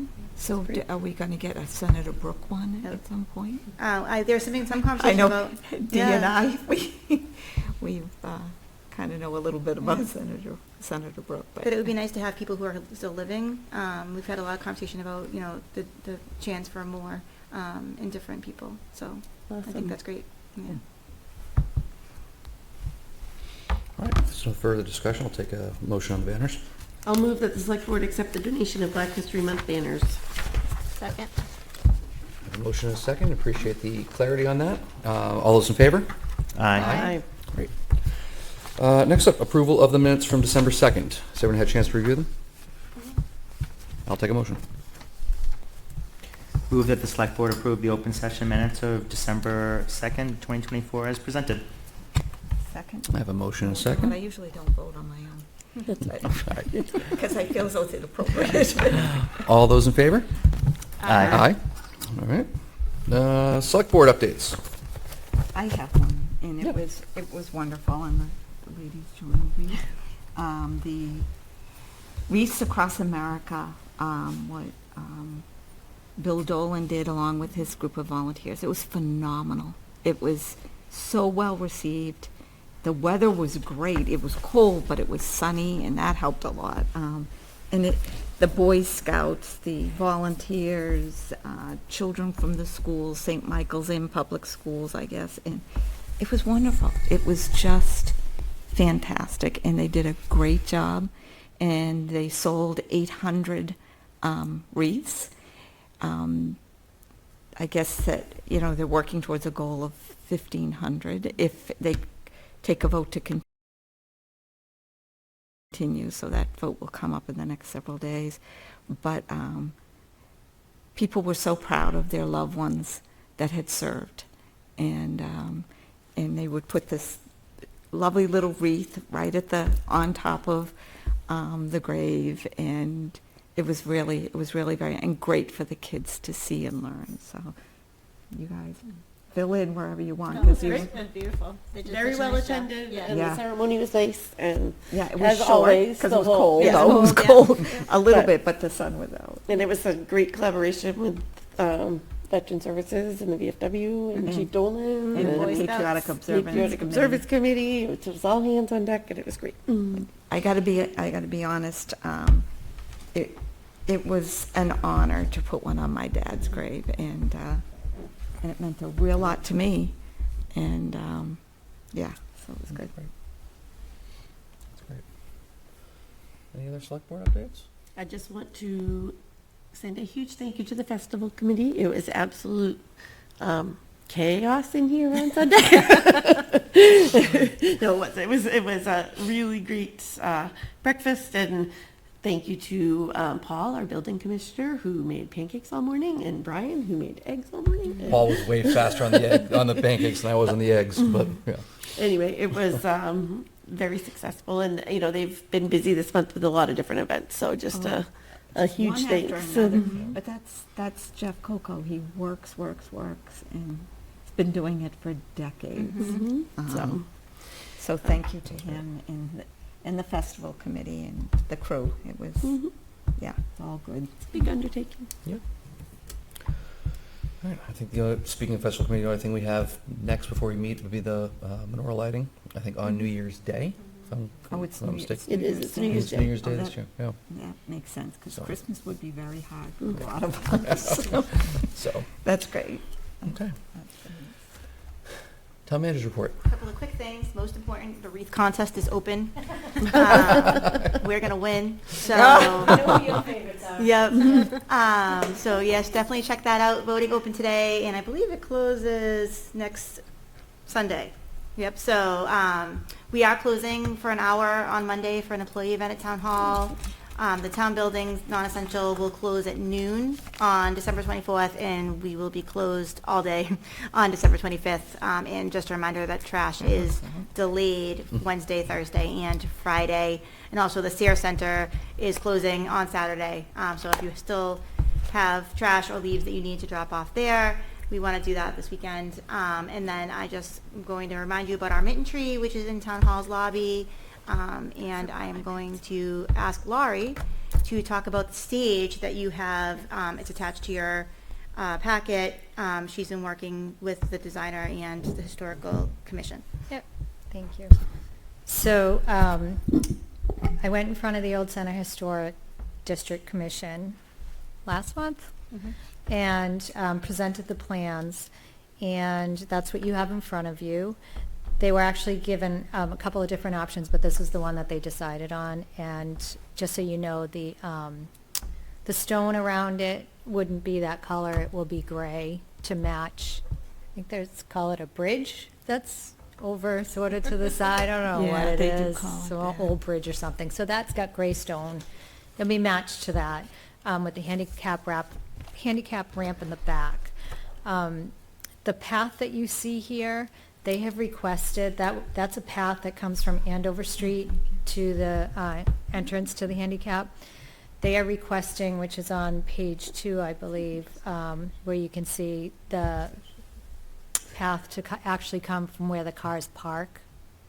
So it's going to be a very long path all the way to All the way the across. stage. Over to Osgood Street. Oh, okay. Yeah, so where that parking is. So they technically don't have jurisdiction on the path. They just were asking if we could. And John Borghese, the town engineer, said that they were originally talking about doing this in the first place, but we're trying to make it a little shorter.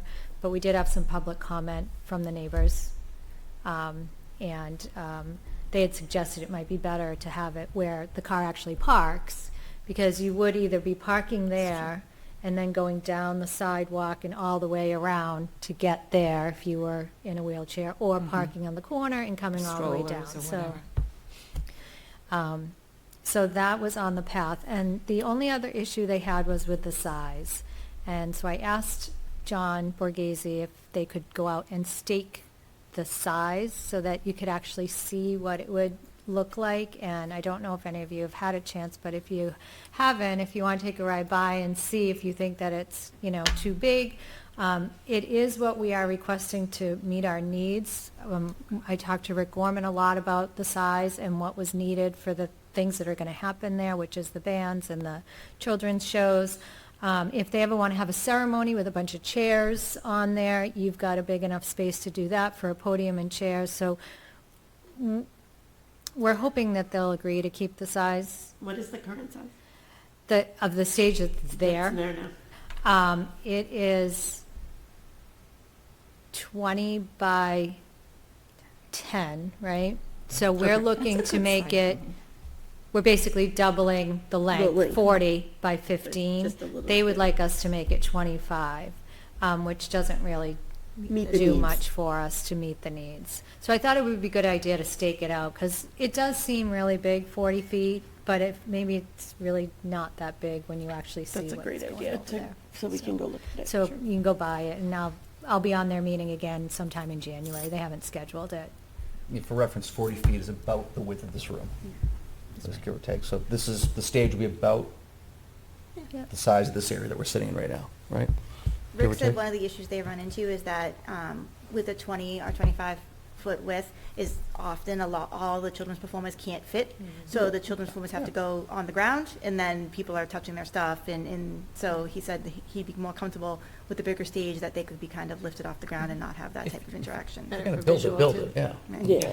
But Yeah, the thing is, there's really nothing like up on top of it. No It's canopy. flat, so Flat. it's relatively non-discrete, You or can hardly- or it is you can discrete. see the one that's Notice it, there. yeah. Right. What I is this just- being constructed of? Is it concrete? It is concrete. Yeah. Yep. And then the Stone facade. veneers on the front, Yeah. the stone veneers, and the top will be concrete. And we'll either paint it or stain it, Like the so it doesn't epoxy? look like Yeah. concrete, Yeah. but also so it won't be slippery. Yes. And what but- about the path? Is it like a gravel path, like a? The path is crushed stone, but they've asked for us to go look at the pathway that's at the Historical Society Patriots Park building. has Or it crushed might be stone that Patriots doesn't lift as much. I think the one that, and it might be where the Historical Society building is, I don't know, because I haven't had a chance to go over there, but I think it's actually like stone that's like in cement. Embedded stone. And that would be very expensive, especially the distance that we're doing. So right now, it's crushed stone, which is what. You are Patriots right want. about that, though. It was in the ground, so to speak, and it didn't really lift, but it is known to be expensive. But you want it Crushed to be stone would be permeable. great for any rain that we might get. Well, actually, you want it to be a permeable surface, Yeah. especially in that area. Yeah. It already floods. Yeah. If not, we're going to be putting in a pool instead. Well, there are- But you there also are got to think requests about for maintenance. that. Skating How high is it? schools. It's a joke, everyone. Are we on? 2 feet? 2.5 feet. Okay. It's Roughly the same. low enough that you don't need to a have rail. railings. Yeah, it's Got gonna it. be lower than. So under You 3 can feet. just- Under 3 Yeah. feet. Okay, good point. I think even less than that. It's going to be such a huge improvement over what we currently have. And are It we- gets a lot of use, Yes. and it's, Well, it's a something good you addition. can't carve your name in would be good. Well, the size too, I just think like, what if the high school band was up Would be there? so great. You wouldn't Yeah. be able to Yeah. fit the Especially if entire it's gonna be- band. If you're, Yeah, on, concrete, like- on a common of that size, if you're gonna do it, Yeah. do it. And it gives us more versatility if it is that big, and what the uses could be, like you said, the high school band maybe, or. Right. I wonder if they could even do like a small play or A skit small on play, it. yeah, that would be fun, like Shakespeare in the Park. Shakespeare or in the Park. something, yeah. I love What that. do you need Old Center approval?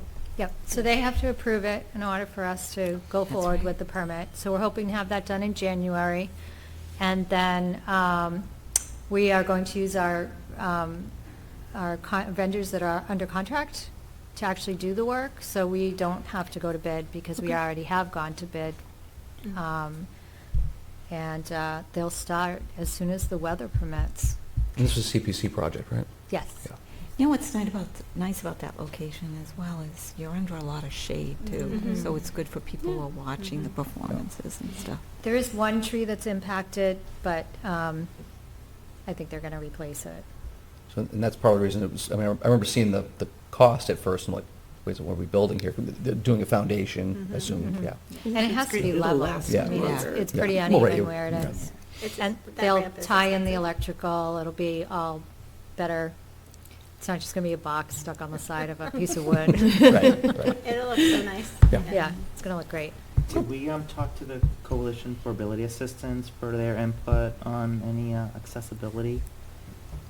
We didn't, but I certainly can. I think they'll be very happy to see the ramp. The ramp is, I mean, that's It'll a have huge to be improvement. ADA, yeah. Yeah. The stairs that we currently have are Not- horrible. Oh, they are. You go up those further. You're holding both railings. All right, so you're just taking action on this tonight, right? This is a job. No, this is it's an just for update, right? information. Great. Thank you. Okay. Okay. It was a former goal, a former select board goal that's coming to fruition. We love to So, see those. I love that. Actually happened, right? Okay. Our next meeting date is going to be December 30th, time TBD. As long as it's not next week. Yeah. What are you guys doing Christmas Eve? So we'll see you guys in a couple of weeks. With that, I'll take a motion. Motion to adjourn? Second. All those in favor? Aye. Aye. Thank you all.